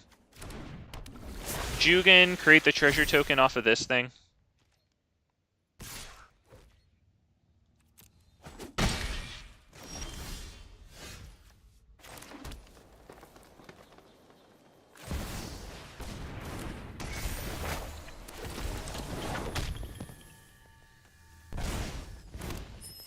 Can this block? Oh, it can block. Yeah, no attacks. All right, I think that they would probably take that trade to get the Gala Greeters and all the value it creates off the field. Yeah, we're not attacking into that one. So let's see. We have 1, 2, 3, 4, 5, and then the capacity for 6 mana should nothing die, and it looks like that will happen. So that means that we can go Defiler into Quirion Beastcaller.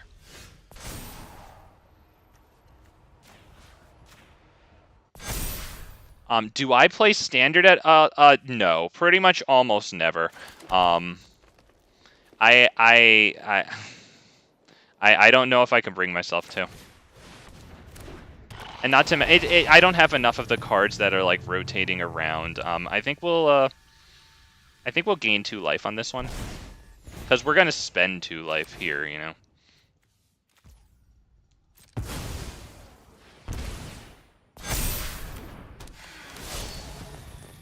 We'll put a +1/+1 counter on it. Now it's pretty big. We definitely don't attack. We hold back here. I mean, in terms of standard, what I do have, Michael, is I have a Selesnya Enchantments deck. But yeah, I mean, I hardly ever play it on stream. I can't remember if I ever have, actually. What are they doing? What are they doing? Tap target creature, it doesn't untap during the next untap step. Okay, that's annoying. And then they swing in for a 4 damage there. Or do we take that? Because that is a good amount of damage. But I don't want to lose Gala Greeters.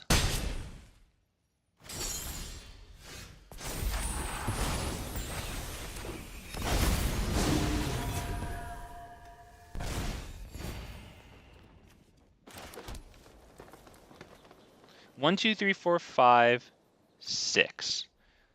So I can do this for 2, and then nothing else, really. I think we have to get this on the field and not pay with life.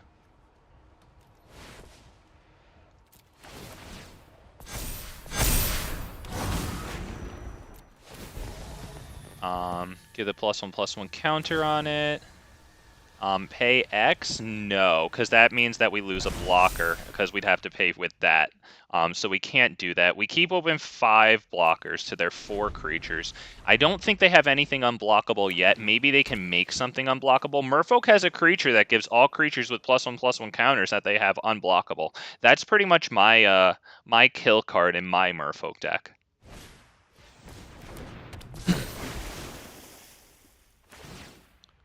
I don't remember if it costs 3 or 4. I think it costs 4, so I don't think they can play it. They have 5 cards right now. They're going to tap a creature right now. So they're going to tap one of our blockers, but we still have plenty. I don't think they're going to do it. I don't think they're attacking. I think that would be devastating to them if they attacked. We have to block that. That sucks. We can block with these, though. And then they lose something huge. And that's been getting all their +1/+1 counters. So they're going to kill both of our things. That does suck, but we're going to kill that. We're not losing our Gala Greeter here. We're not losing our Silverback Elder. Put the +1/+1 counters on any creature. Oh, sure. That's going to be probably the Trampler, I think. Right? Yeah, probably the Trampler. Alright, that kind of sucks. I think we'll play it, though. I don't see a lot of artifacts and enchantments from them. And no crazy lands, too. So let's just go ahead and drop another Defiler Vigor. We're no life paid for this one. We're going to use this guy to gain 4 life. Gala Greeters, we're also going to gain the life. We will do this. Take action, pay 1, because we have 1 mana available. So, yep, we're going to do that. Now that's another modified creature, so now this thing gets bigger again. I don't know if we can attack. We might be able to attack with this, actually, because it's a huge thing, and I don't think that they can block it. And we still have a bunch of blockers up. I don't know. I want it. I want to risk it. It's a bit of a risk, but it's a huge trampler, and now they're in the hot seat. We still have 3 blockers. They do have stuff that taps our blockers, but they also lost a huge thing because they put all their +1/+1 counters on this thing. So now they only have 1 +1/+1 counter across the whole board. This thing can't be blocked, but it can't attack this turn either. Okay, that's pretty annoying, but if they attack, it's going to be devastating for them. Because remember, we still have 6/8, 7/7, 7/7. And they pretty much have to attack, right? We have 14 life. They can swing with 17 down. Oh! Oh, boys, there it is. Yeah, that's it. Oh, that fight ring was going to trigger. It was going to get the +1/+1 counters from each of 2 of those Defiler Vigors. Oh, God.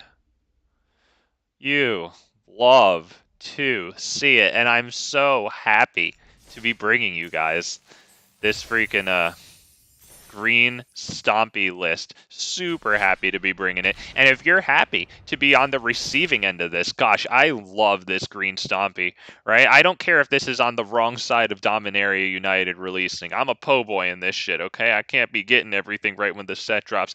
I got it now. I have it forever. You'll love to see it. Leave a like on the stream if you like that. Oh my God, you've got to be feeling so good about our big fat future when we're swinging around weight like that. You know what I mean? Oh, God. Dude, these Defiler Vigors are so much fun. I can't wait until they're out of standard so that the price drops. Because, like, I'm not paying... I don't even know if they're that expensive, but I'm not paying whatever it is for them. I think the price of Defiler Vigor has come down too. But I want 4 of those and 4 of the Silverback Elder, and I'm not paying, like... over $5 for a freaking card. Opponent goes first, and we don't have a turn 1. That's okay. We do have Gala Greeters. We'll keep 7 here. Do I only have 1 Llanowar Elf in this deck? Do I have to, like, check or something? This is a nice land. That's real nice. Reminds me of Ren and 7. Okay. Another Elf deck. Wow. Not gonna lie. The meta on Explorer today is good. I'm really enjoying this. Damn. I assume they'll attack. That's good stuff.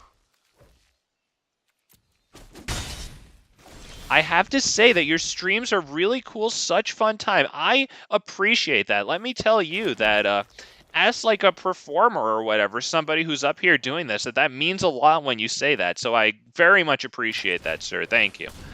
Thank you. I think we put the +1/+1 counter on this so that it can trade with a 1/1.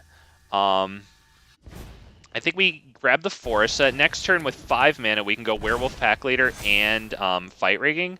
That is no attack.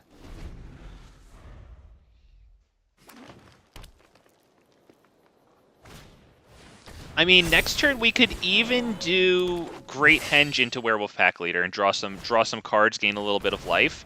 It might be too little, too late. It looks like the elves are doing pretty well.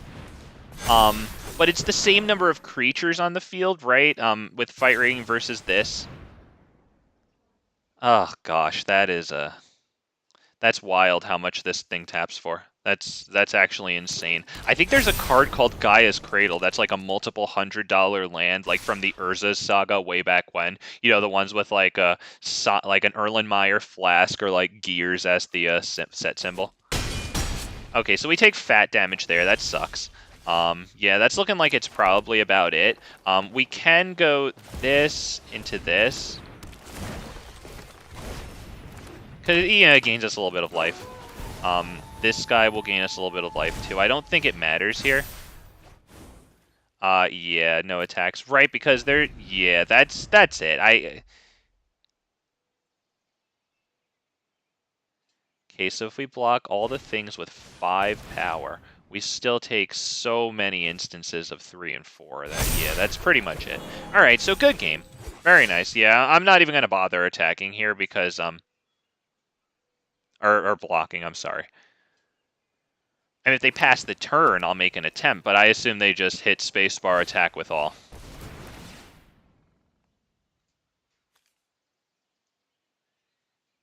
He's debating paying that. Okay, so if he didn't pay that, he didn't tap that to pay that, he's probably attacking with everything.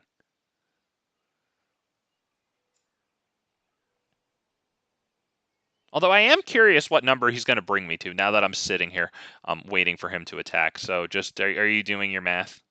Because even if you fuck up and you don't actually have lethal, you know that I can't win, like, in response. My dude actually attacked with every single one. And he held this, guys, I thought this guy was cool. I didn't realize I was playing a lapsed blue-white player. Although I have to say, congratulations for getting away from blue-white.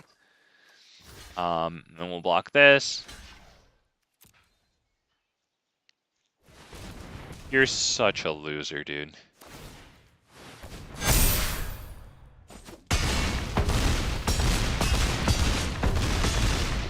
-21, blackjack, not bad.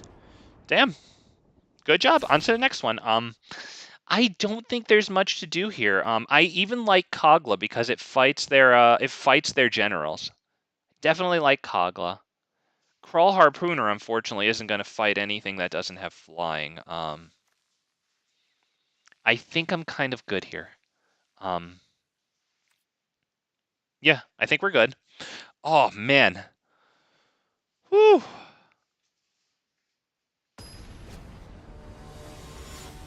Is Heritage Druid's card sleeves supposed to look like zigzags? Let's see. Let's see here. Play first. Give me my shitty hands. I fucking fuck you. All right. Not terrible actually. I'll take this one. We'll take this one. I think we get rid of as much as I don't want to. I think we get rid of the Defiler on this one. I mean, I can't. It could be get rid of Fight Rigging. I think it's get rid of Defiler on this one. This honestly kind of sucks, but I go first. I don't want to mulligan down to 5.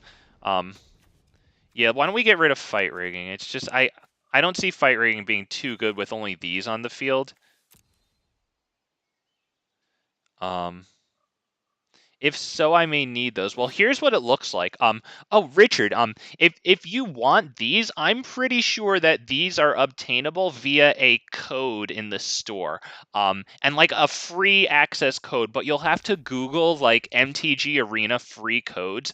But I am fairly confident that they have these for free, because I think it comes in like a set of 5 too. I think you'll get like 4 others that look similar. And the reason I passed up playing Pelt Collector first is because Pelt Collector's text test reads that whenever another creature you control enters the battlefield, if its power is greater than Pelt Collector's, so Pelt Collector and then Gala Greeters won't work, but Pelt Collector can like trigger Gala Greeters. So yeah. I think this turn we have to go Topiary Stomper. Although I would have liked to go Pelt Collector. I think we need to go Topiary so that we can get the tap treasure token, right?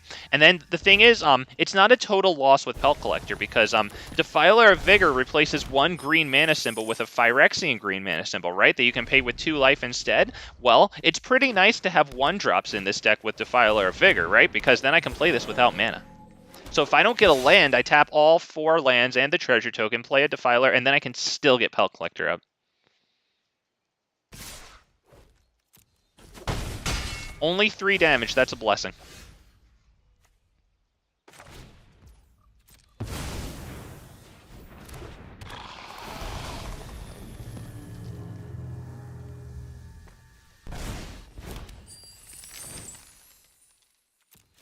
Oh, oops, sorry.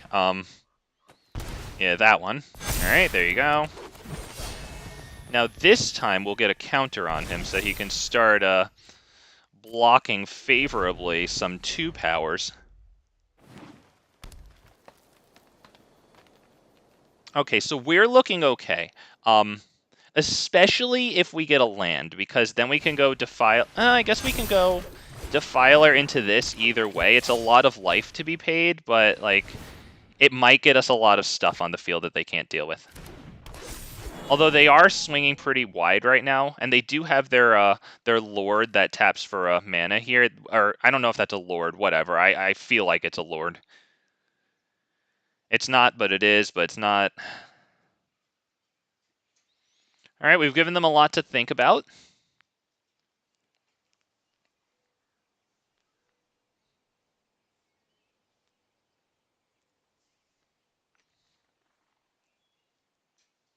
A Gala Greeters wouldn't be terrible, so that we can start gaining a lot of life. A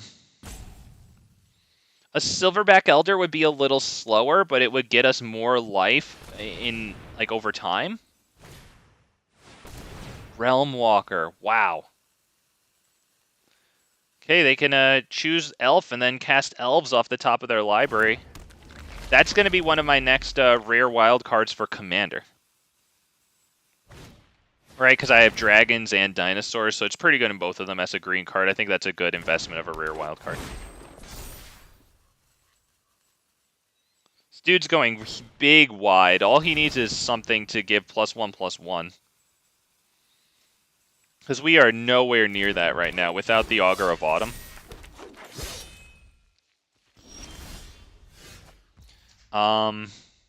That's not terrible. It helps us get more stuff onto the field, but we can't use it to attack or block yet, unfortunately. So I think I have to go Defiler of Vigor into Quirion Beastcaller, right? And pay for them both with Phyrexian mana. Yeah, Realm Walker, yes, Rusty, yes, 1,000,000%. It's extremely good.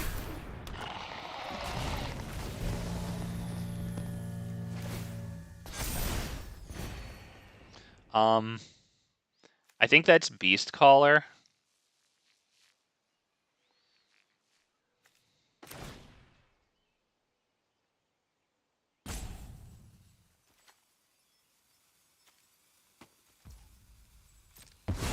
Okay. There you go. We'll put the counter on it. No, we'll have to create the treasure token, I think. And choose attackers. I don't think we're going to attack. I think we're going to get stomped. It really depends on whether or not they have the Lord to give +1/+1 all. Or like God Eternal Ronus to double all their powers.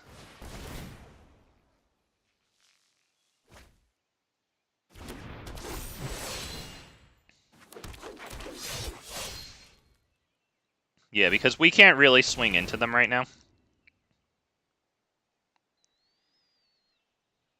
And it's definitely hurting that Topiary Stomper cannot attack or block. I think Topiary Stomper would come out for Augur of Autumn eventually. Augur of Autumn, once again, 1 and 2 forests. It's a 2/3 creature. You can look at the top card of your library at all times. You can play lands off of the top of your library. I don't know if it gives you an extra land per turn. I think that might be something else. But either way, if you have creatures with 3 different powers amongst them, you can cast creature spells off the top of your library. I feel like that's got to be some type of death touch, right? They're attacking with those 2 things. This guy is such a dork. Oh my god, it hurts, dude. It hurts how much of a freaking dork you are.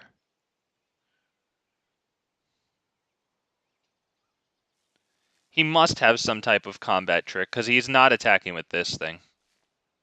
It's pretty obvious. But I don't have a choice but to block, right? Because if I take that damage, I die. So let's just try to get this thing to block something that it can. That's pretty good. Alright. Yeah, that's fine. You block, are these all blocked?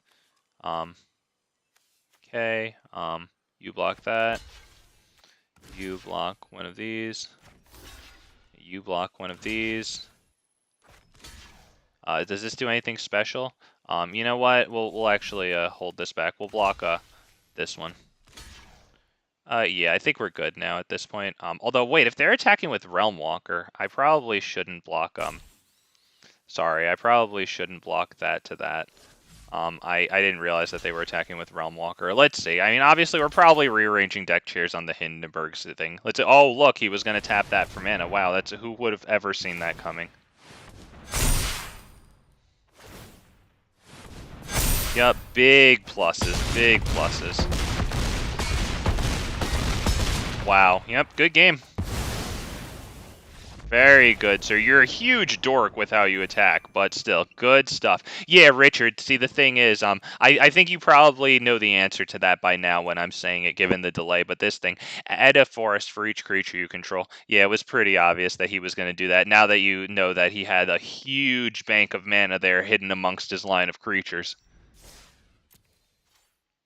Oh, man, very good. Very good.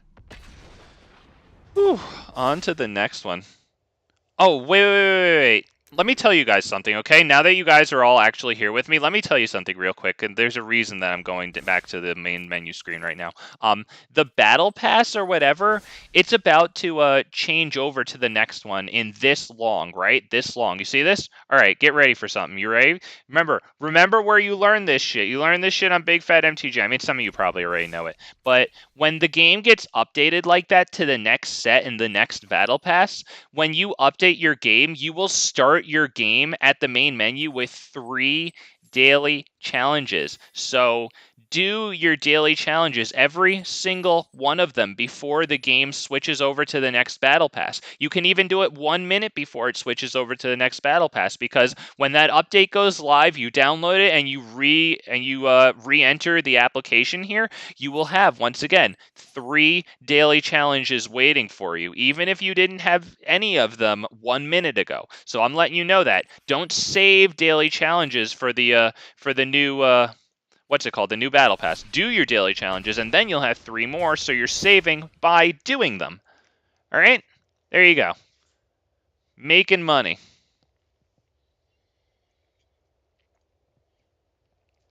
I knew that I was missing something hard to see on my screen. Yeah, and I don't know how the quality of the video comes in live. I'm pretty sure I'm streaming at 720, but you know, when it's like a live stream, I find like sometimes my computer chugs a bit on live streams, you know, especially when it's like 90 minutes to 2 hours into a stream. Like it really starts chugging on that frame rate. We're gonna keep 7 here because I mean I actually have my Llanowar Elves in a keepable hand for what might be the first time tonight. At least it's been so long that I don't remember. I think I'm gonna go Llanowar Elves and I think I'm going to go Llanowar Elves into Fight Rigging.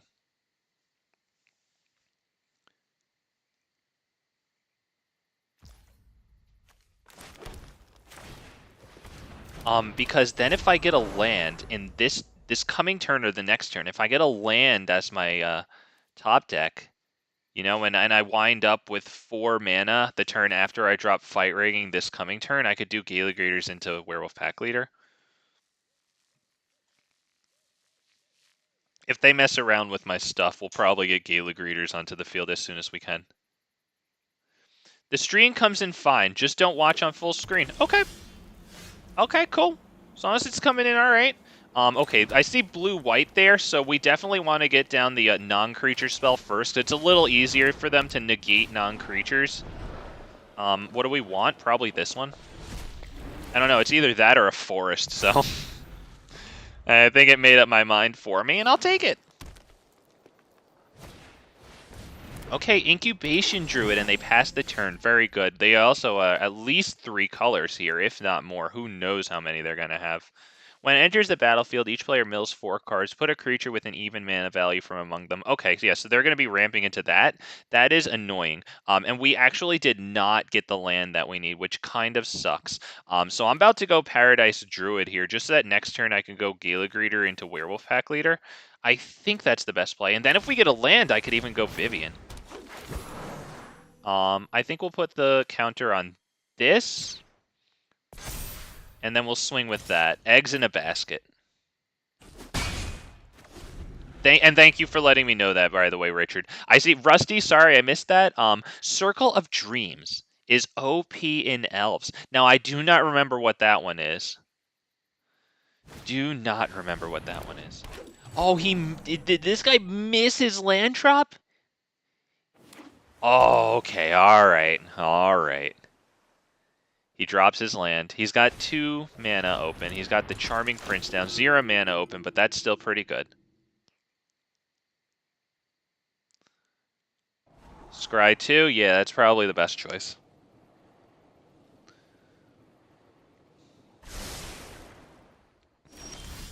Okay, that's nice. That land, mucho nice. What do we do here? Because I could go Elder or Silverback Elder, which gets us really close to Fight Rigging. We don't have a super big payoff for that. Gala Greeters into Werewolf Pack Leader is alright, but I'd rather do that after Elder Silverback. So maybe we go Elder Silverback. And I know it's Silverback Elder, I just can't say that. I just can't do it. We have to put the counter on him because of how Fight Rigging works, right? Creature power 7 or greater activates it, so yeah. Gotta put... Now that's all eggs in the Silverback Elder basket. He's begging for a removal spell. I'm sure if they have it in their hand, they're going to use it on him this turn. They have to consider, though. They have 5 mana. Do they drop a... Oh, this is 6. Okay, so if they drop a land, they can play 6. They can also adapt 3, one of these guys, which increases the amount of land it can make. Or mana, whatever the word is. Mill 4 cards, put a creature card with even mana value from among those cards. Well, we didn't give him anything.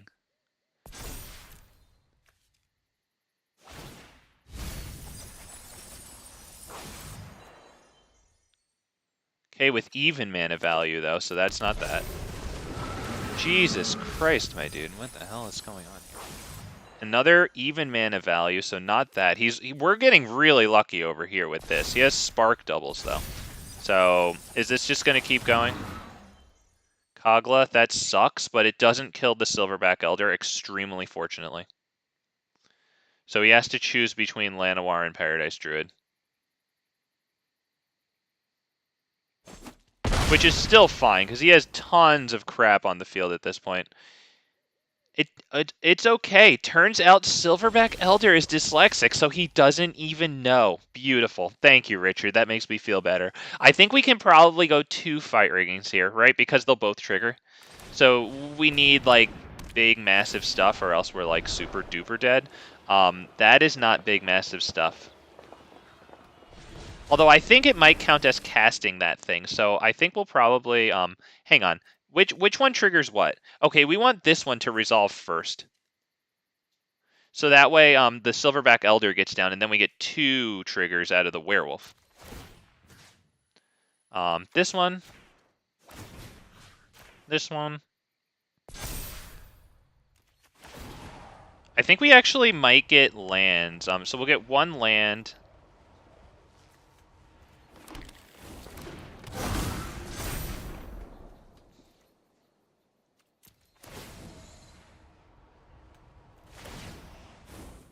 And life.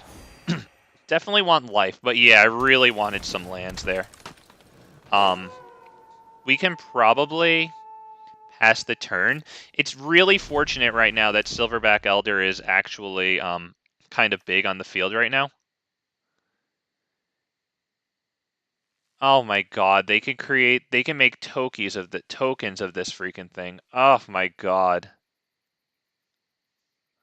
Jesus Christ. Alright, well, they're going to start making tokens. I mean, I guess it's nice that the Defiler and the Silverback Elder, like our main big boys, have odd mana values, because, like, whatever it was, this thing or something, is put a creature with an even mana value from among the milled cards onto the battlefield under your control. So they get another freaking Kogla out, which is probably going to fight the Silverback Elder. That's 5/7. That's pretty obvious there. We're very fortunate to still have the other one, of course. This dude said nice. What just happened? Why didn't it work? Oh, he sacrificed the wrong one. He sacrificed the one that was already in play, because look, this one can still attack. Oh, poor guy. Oh, that sucks. Poor guy. He can get here. Look, he went straight to my graveyard. Fucking piece of shit. I mean, I'm enjoying playing. I'm just kidding. But like, seriously, you went straight to my graveyard. Get your freaking filthy hands out of my graveyard. Yeah, look at him. He's in my freaking graveyard. Get out of here. Oh my god, it's looking like this is just about it. I'm not sure what we're gonna do at this point against this guy, because then he just keeps making more of these is the problem. So why don't we just get out of it? Let's go to game 2. What do I play against this guy? Oh, there it is in chat. Boys and girls, we've got a message from today's sponsor. There you go. As always, make sure you use code BIGFATMTG at checkout. 15% extra girls. There you go. You're welcome. I did that for you. You know what? This is probably a job for Unlicensed Hearst, because they take all those cards out of the graveyard, right? We'll even take Kogla out of the game. I mean, I kind of like Kogla, but the odds are that they're going to get him. How many humans do we have? I know Werewolf Pack Leader's a human. Do we have any more humans? I know Llanowar Elf is not. Yes, okay. We don't have too many humans. I think we could probably take out Kogla.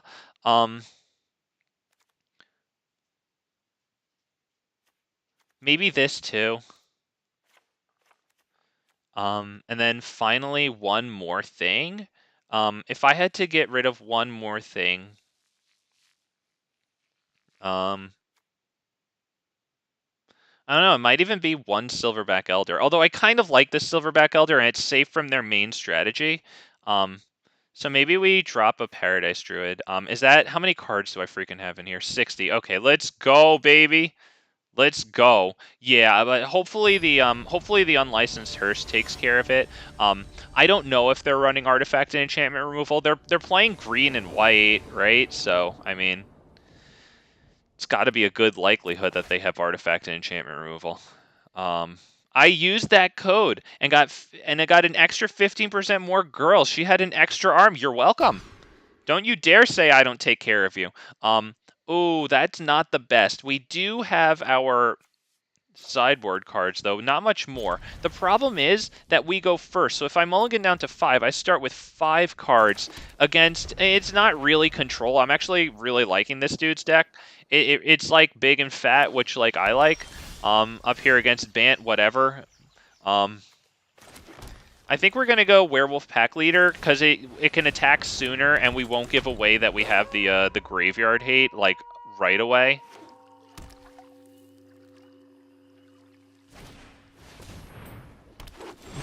Right, he goes Paradise Druid. We probably should play Fight Rigging. Start that going. Hopefully we get something nice here. Vivian's pretty good. I do like that. I think we'll take that. We will swing for 4, right? Yeah. Oh, man. I'm just so happy for Richard. I'm just so happy for you that she came with an extra arm, man. 50% more arms, usually. Good for you, man.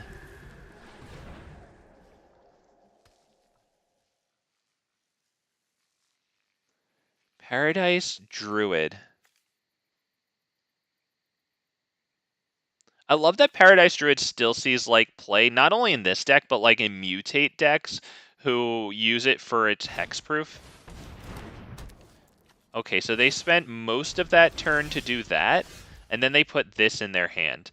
So 1, right? This one taps for 2, right? Yeah, so 1, 2, 3, 4, 5, and then a potential 6th next turn. So now is when we need to drop the Unlicensed Hearse.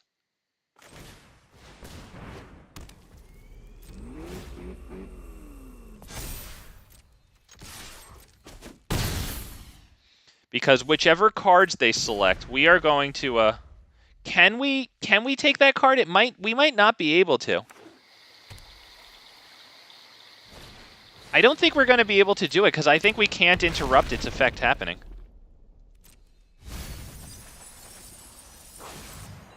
I don't think we can do it. Or wait, does it go on the stack and then they just select something and then we can pick it?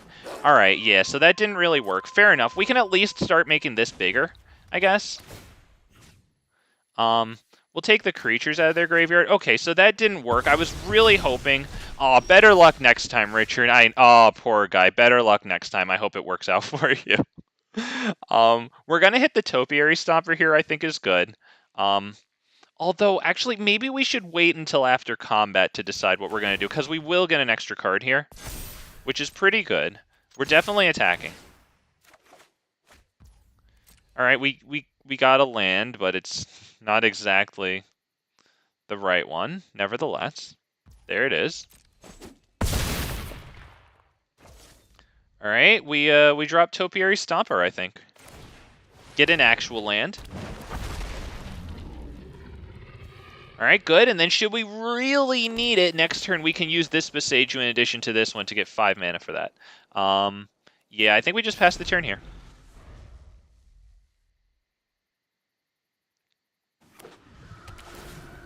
Okay, so surely this is about to get ugly, because I can't interrupt their thing here. I thought that it would let me,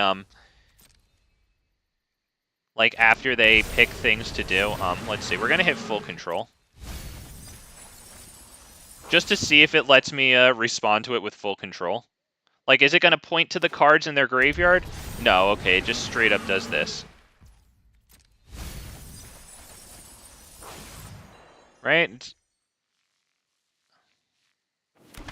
Yeah, okay, it's just not letting me respond. Fair enough, alright. I think my reasoning was okay, but obviously somewhere in the reasoning was a fatal flaw.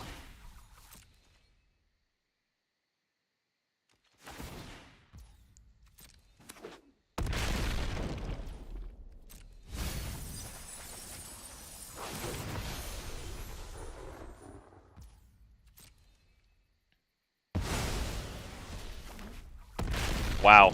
Yeah, good game. I wonder what would be good here. I mean, I guess it would have to be Grafdigger's Cage, right? Or whatever has a creatures can't enter the battlefield from graveyards or something. I think Grafdigger's Cage has a little bit more, but I think at that point you know which one I'm talking about. Okay, that's pretty much the end of the game, I would think. Oh, it doesn't really matter. All right. I don't really care which one at this point. I mean, I probably should have gotten rid of that one now that I take a look. All right, we're gonna go 5 there. I think that's Defiler of Vigor.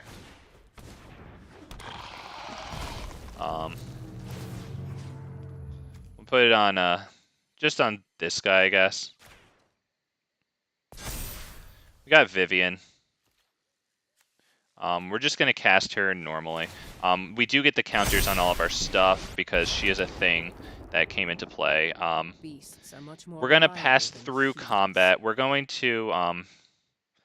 I think we will not attack. Just doesn't really make sense right now. I mean, I could have forced a big block, but I just think that they... I don't know. I don't think they go for it. Sometimes restoration means retribution. I think we'll just... Unfortunately, maybe I should have gotten this one and not been so lazy. Why don't we get rid of that? And here he is. We'll get rid of that. There you go. Alright, so yeah, it has to be a more solid graveyard. This is pretty solid graveyard hate. These cards are actually pretty expensive. I thought that they weren't expensive, and then I looked them up, and they were like 12, 14 something dollars each. And bear in mind, like, you might be running anywhere from 2 to 4 of them, you know? Some people don't run 4 like I do, but, you know, nevertheless. Jesus, and this is on my end step. You know what? Good game. Let's just... I think we know what they do.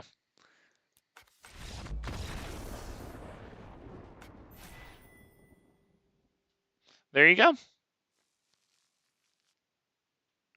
Yeah, it's got to be something that prevents stuff from exiting the graveyard at all.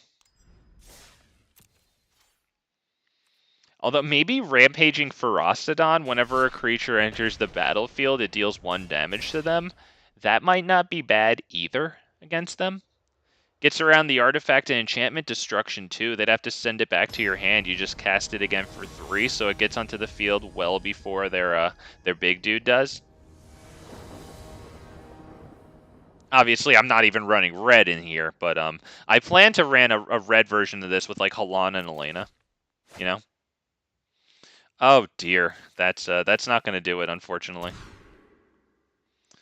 That's a little better. That's definitely better. Yeah, we keep 6. We get rid of yes, please. Yeah, there he is. Get rid of the Elder Silverback, and we as soon as it wants to work. All right. Oh man, let's go. Let's go. All right. That, we could use a land as soon as possible. Oh, it's Blue Spirits. It's got to be Blue Spirits.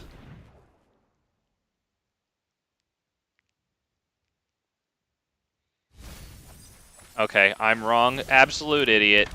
There's that guy right there. So, the what's it called? The Unlicensed Hearse is going to be pretty good against them. I'm sure they're running main board Abrade, though. So that is going to be an issue. We have to get the Gala Greeters down. Because since we didn't get the land, we need to be able to make the treasure token next turn by casting Pack Leader, choosing treasure token. Because, yeah, that just kind of sucks that we didn't get that land drop, unfortunately. They haven't dropped red yet. Okay, now they do, so our creatures aren't as safe anymore. They get the Werewolf Pack Leader instead of the Gala Greeters. I'm honestly fine with that because the Gala Greeters might open up the potential for Topiary Stomper and then Silverback Elder.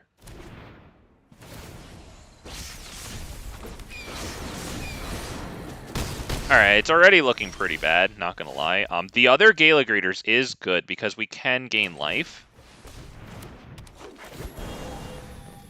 I think we'll create the tap treasure token right now. I will swing for 1 whole entire damage. That's just so that I can get down Topiary Stomper next turn, and then I'll gain life with each of these. Oh my god, an actually hard-casted Arclight Phoenix. Yeah, very good, very good. Yeah, that's probably it. At this point, I don't think I even want to play anything beyond this, because they win, right? Like, it's pretty obvious that they win. What do? I bring myself up to 9 by casting either one of these and then lose. So just on to the next one we go. And we don't need to show them exactly what we are. They can probably guess, but they might not know that we're running, you know, the Defile or Silverback or anything. So let's just limit the information as much as possible, right? Crawl Harpooners is actually pretty good in this one too because it fights the thing. So I might take out, let's see, I might take out this.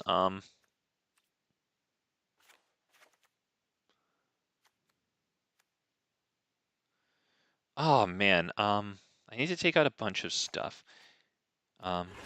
Defilers can probably go down to 3 or maybe even 2, to be honest. Like,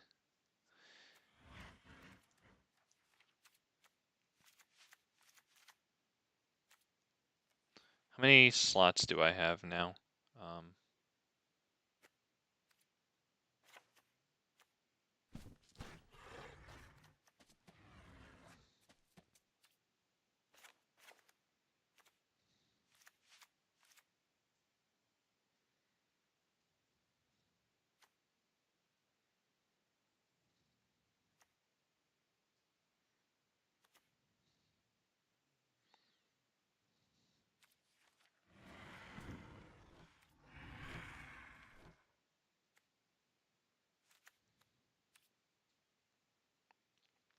Only because it destroys target creature with flying.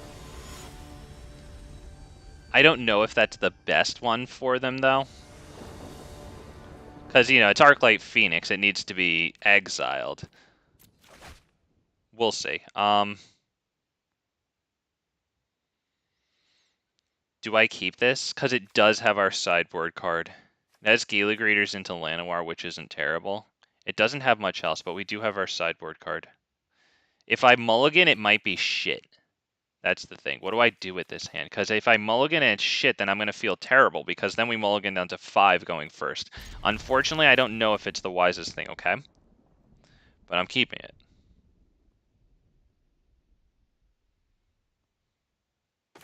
I'm even going to play Llanowar Elves second turn.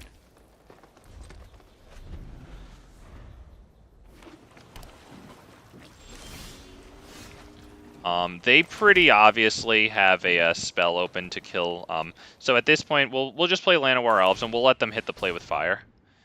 Because now I have Gala Greeters into Crawl Harpooner, which still gets me value out of Gala Greeters. If I had Gala Greeters down now, they almost guaranteed shoot it out of the water. By the way, he waited until my end step.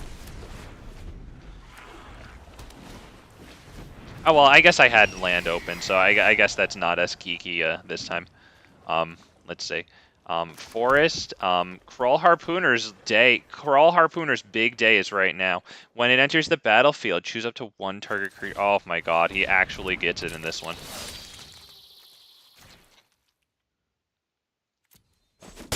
It had to be now because we couldn't let them give it the +1/+1 counter.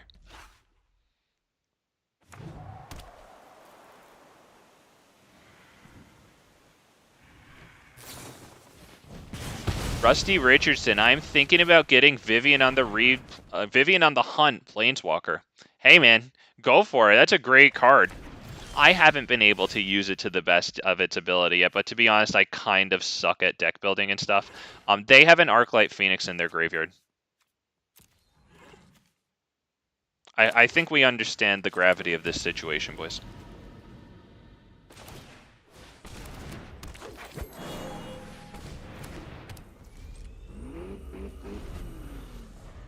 I'm waiting for my white glow. Where's the white glow around Unlicensed Hearse? You're supposed to not like that, and you're supposed to show me your displeasure by mousing over it, sir. Can you please do that for me? So that I can feel good that you feel bad? It's okay. You're taking a long time to do this. I know. I already know. Finale of Promise. Ooh, you can, hang on. You exile, you can make cast up to 1 target instant and up to 1 target sorcery? No. Not even a little bit. Not even a little bit. Not even a freaking little bit. Oh, you love to see it. That was his whole turn. How do you think he feels? We're gonna give it the counter so it starts growing away from their burn spells. We get 2 whole entire damage in. Weird, there's no way we're attacking with the Unlicensed Hearse. We need to keep that thing untapped, as we saw. We just essentially countered Finale of Promise. Not gonna lie, that's good. Now this thing it's not gonna matter if we exile the instants and sorceries, because this counts the one in exile too. Unfortunately. Which is pretty nice for them, but we will still take out an Arclight Phoenix. Arclight Phoenix, and you know what? How about this, just in case they have a way to like recast it freakishly, you know? We'll get the whole graveyard. As a matter of fact, we're gonna get that too. Crawl Harpooner. It gets +X+0 until end of turn, where X is the number of creature cards in your graveyard, and I see a creature card in my graveyard right there. Oh, boys. Boys. You love to see it. Don't tell me you don't, because I know that you do. Oh. Oh, boys. It doesn't mean we win the thing. We probably don't, to be honest. But it's so nice to be able to give them a hard time, is it not? Is it not? You create the trap treasure token. You never know what we're going to get there. Get the land. Yes. Swing, 3 whole entire damage, but most importantly, they have 3 cards in hand right now. Conceivably, one's a land, and we're doing pretty good on their graveyard. They're not casting their Finale, I promise. They obviously misunderestimated this thing.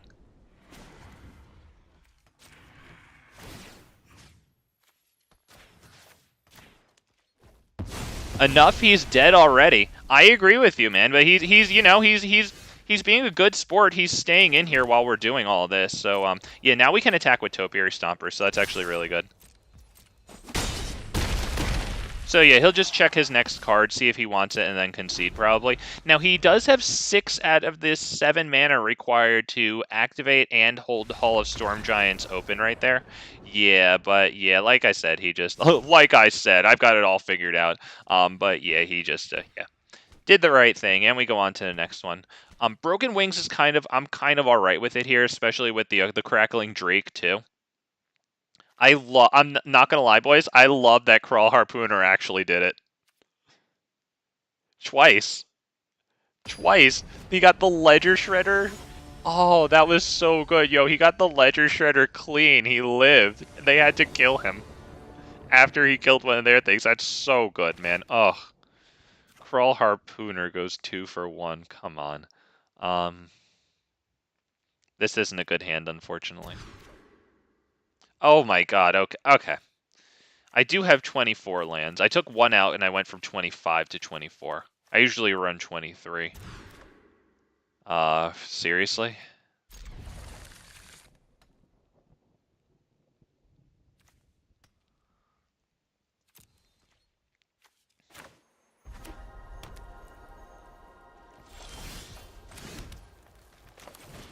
Alright, let's see if they send it back to our hand. That would be pretty good to do for them.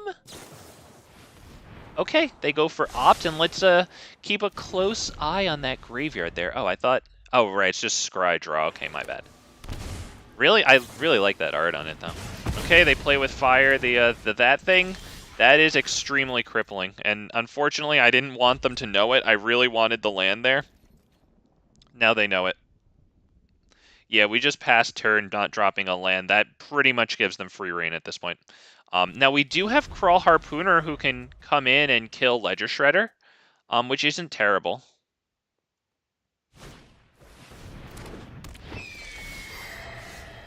Fuck.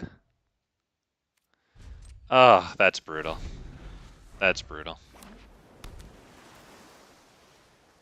Alright, unfortunately we came into this game 3 with a bit of a bang game 2, but yeah, out with a whimper here, unfortunately. This is not good.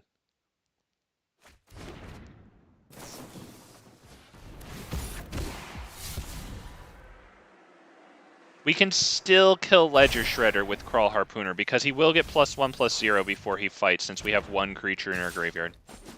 So if we get the land, we stand a chance. We get the land, we stand a chance.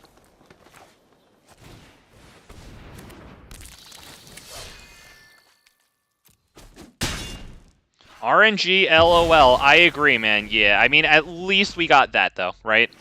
At least we did one thing, anything at all. Alright, they get a big, fat, crackling Drake. That sucks. And maybe I just go Topiary Stomper so that next turn I go Gala Graders into this. Either way, we get the trigger off of Gala Graders on the same turn. I think that's probably what we do here.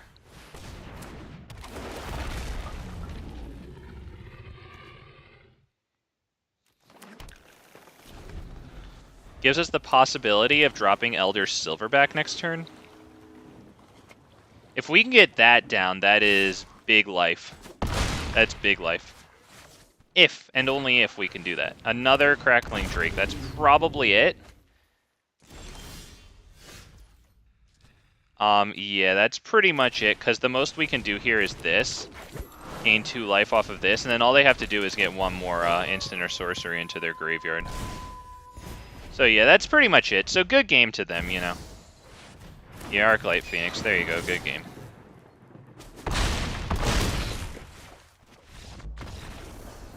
Damn, very good. They didn't even bother putting it into their graveyard. They knew. I'm not going to lie, I like that. I don't think they're running a Braid in their deck. if they kept it in the or they never saw it, I guess. So I think I'll play one more game here. And I'd like to thank you all, seriously, for not only coming to the stream, but, you know, for staying, and not only that, but chatting, blah, blah, blah, blah, blah, you know? Really appreciate that, guys. Definitely helps in a... And when you like the video, too, or type in chat, comment afterwards, you know, it gets the video out to more people, helps the channel grow. So I really appreciate you guys, you know? Notification squad, core audience, whatever the hell, you know? Thank you all for stopping by on a, you know, on like a consistent basis for your return support. I really appreciate it. We go right into the next one here. The hand is kind of weird. I think I'm going to keep it. I don't know if it's the best, but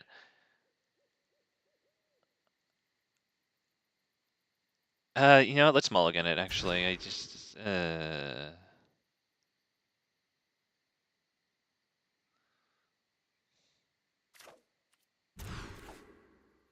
okay. All right. I'm not even fucking mulliganing down to 4. I'm not even doing it. You can miss me with that. Oh my god, the good heavens.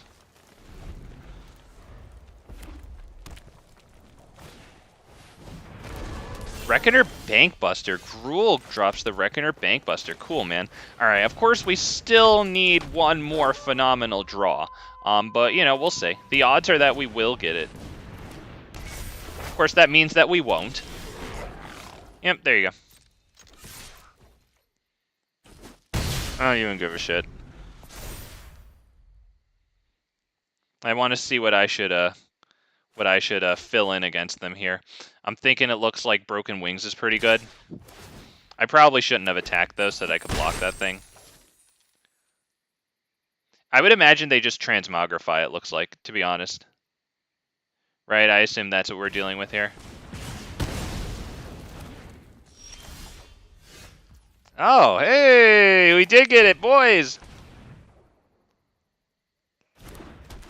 We got it! God-tiered top deck, guys. We got the God deck. Oh, man, look, we did it. Oh, boys. Yeah, but in all honesty, I assume that they just bring in a Titan of Industry. And then, fine, man. Good game. So just Broken Wings, anything else?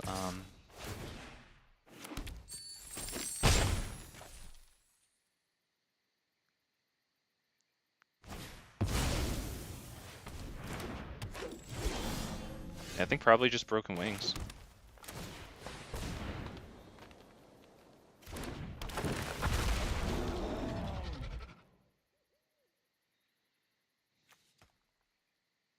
This is honestly looking pretty bad. Not gonna lie. Because basically they're just gonna copy their little treasure token making thing. They're gonna swing in with it and its copy. We can't even do anything about that. No, they can't copy Atsushi. It's legendary. Forgot about that. Nevertheless, I mean, they're still gonna have treasure. So much treasure. Yeah, it's pretty bad here. I mean, we can get Defiler of Vigor out, and then nothing after that. Oh yeah, Galta. On to the next one. Good game. Yeah, that's it. I mean, in good news, we basically showed them nothing, because pretty much all that was like a skeleton of a deck, right? I don't think that gives any information, really. 1, 2, 3. I think that's all 4 Broken Wings for the Kiki-Jiki thing. I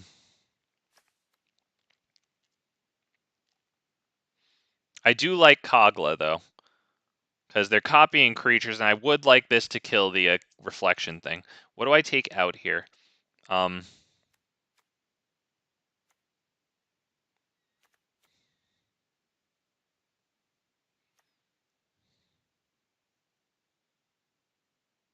It's always so easy for me to figure out what to put in.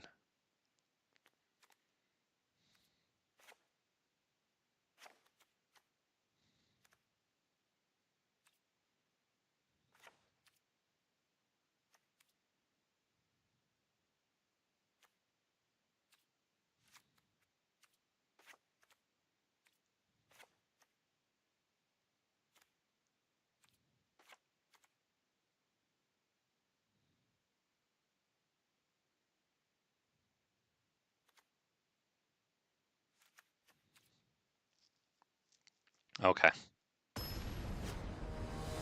Swear to God, man, the indecision is real. But even if this one doesn't work out, I would like to thank you all for stopping by tonight, because I do think I'm getting off on this one. If I didn't say that before, the point of my spiel before, when I started saying it and then probably forgot the point, was to tell you, you know, thank you, but I think this is probably going to be the end of it. Oh, this is not terrible. It's actually a decent opening 7. We do go first, and we have the Llanowar Elves in that hand. Doesn't mean that it survives, but we have a backup one in case it doesn't.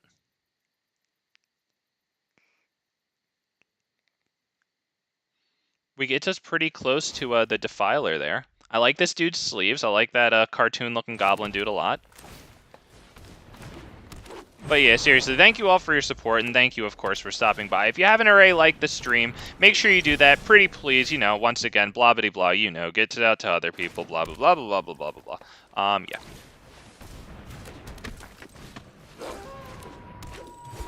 Okay. We have Defiler Vigor next turn.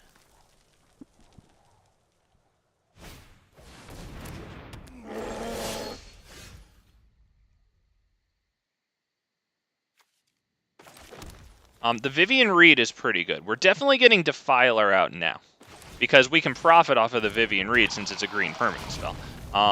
We will not attack. It's kind of senseless right now to attack with that. Let's see, what does it do exactly? Create a colorless snow artifact named Icy Monolith. Okay, add 1 mana any color, yeah. And then tap 8, 6 a mountain and a green. Okay, he tapped out largely for that. Okay, that's annoying that he killed that, not gonna lie. But we still get a cheap Great Henge.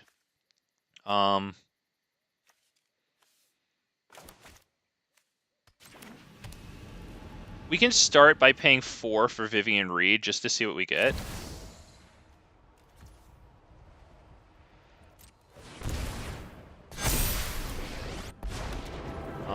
Let's take a look at what we get here. I've lost so much already. I won't meet my newest. Hopefully a creature with 2. Yeah, because we can play that. Matter of fact, we could play this for 1.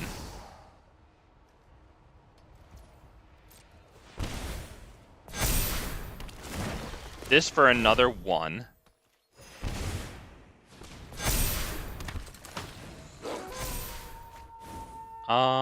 Yeah, that's fine. And we will attack, I think, right? Do we attack with both?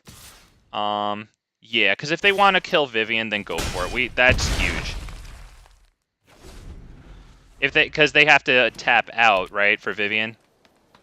So I'm kind of okay with where we're at right now.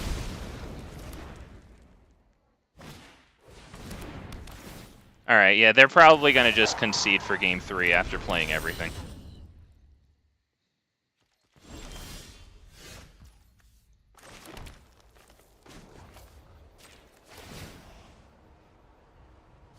No one We knows are the making like these I things do. huge.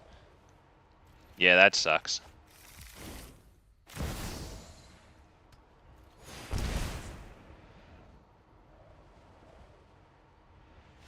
Yep, on to the next one, because we were going to destroy Reckoner Bankbuster, which it looks like they were going to try as a cute little combat trick. I don't think we need to do anything else in this one. I mean, Kogla is still arguable, but I kind of like where we're at. Maybe we can go down to 3 of these and 1 Kogla. Because the thing is, we do have the Elder Silverback killing a lot of artifacts and enchantments. And I do like that Kogla fight stuff. So, yeah, I think that's good, right? A good little fine-tune going into game 3, I think. I think it's arguable either way. I think we have to mulligan that.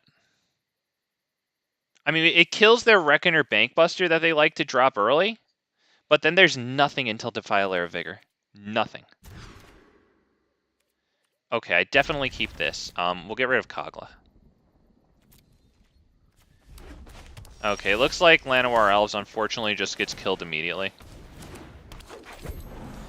We do have fight rigging though. Okay, they deal at least that's their whole second turn, right? I mean, and that's our whole second turn, whatever. But that was a 4 damage spell that they like to kill Werewolf Pack Leader with on Llanowar, so not terrible. And then they do that, and we actually don't have the, Do we hit Boseiju right now? We'll wait for their end step. Yeah, I think I'd rather not give them the 2-card filtering that it gives on Chapter 2 there. Discard 2, if you do, draw that many cards, or up to 2, you know, whatever.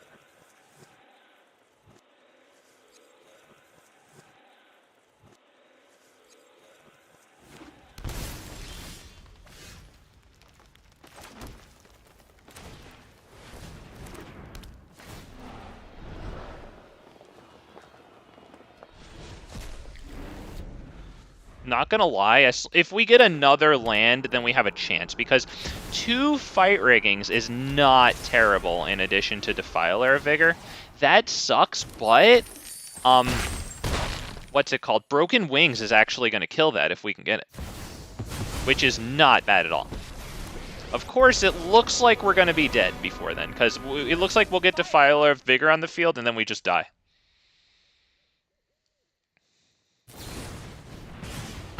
Yeah. Okay. Yeah, that just sucks, unfortunately. It wasn't actually something to play.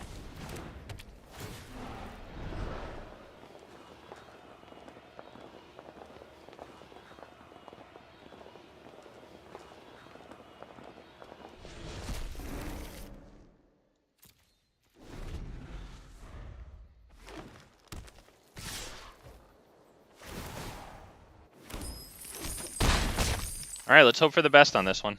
We're gonna activate both of those Fight Riggings. This'll be easy.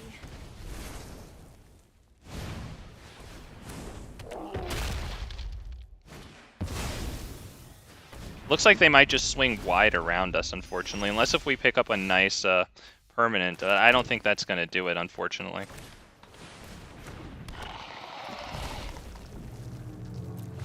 It doesn't really matter which order they come in this time.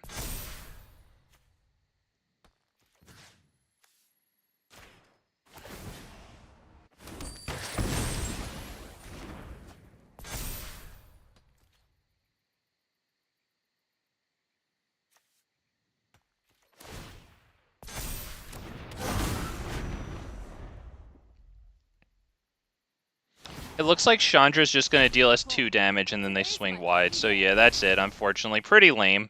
But yeah, we did stand a chance. We were just 1 turn behind because now obviously they just swing wide. Yep, good game.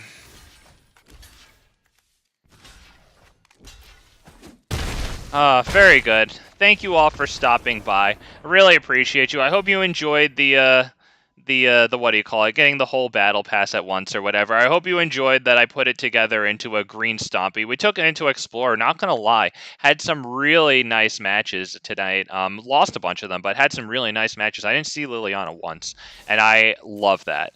Alright, so definitely shout out. And remember, guys, before you go, remember, the new set is about to be released on this, right? Like 30 hours or whatever the battle pass gives. Make sure you do all of your daily challenges before it resets, because when you log back into the application as a reset, they will give you 3 daily challenges. So don't miss out on a minimum of 1,500 gold there, right? Do your challenges, and then when it resets, once again, you will have 3 daily challenges, and that will happen in what is it here? 34 hours, 54 minutes, and 16 seconds. Now 14 seconds. 13. Boys, you don't want to wait. Don't sleep on it. I'm letting you know that, okay? Darren, and once again, Darren. Here you go, boss man. This is it. If you want to add me, because you're not telling me to add anyone. So if this is what you add, and then I will accept your request, sir. Okay? But big fat bastards, big fat bastardettes, guys, thank you so much for your support, talking in chat, being my core audience. You know, I really appreciate you. To you lurkers out there, I know you're lurking out there, and I like that, man. I like that my channel has more to grow. Shout out to you. Don't subscribe. I don't care. I'm gonna wear you down. Well, I do care. I care deeply. I want your subscription, and I'm gonna get it. That's why I shout you out. Don't believe me when I say shit like I don't care, because I do care. But big fat bastards, kings and queens, big fat bastards, big fat bastards. Oh my god, I freaking fucking repeated myself. Jesus Christ, the verbal diarrhea. But seriously, have a good night. Take care of yourselves. Take care of each other. Thank you as always for your continued support. I appreciate it so much. And we'll see you tomorrow playing something. I don't know. Whatever I freaking feel like. Have a good night, guys.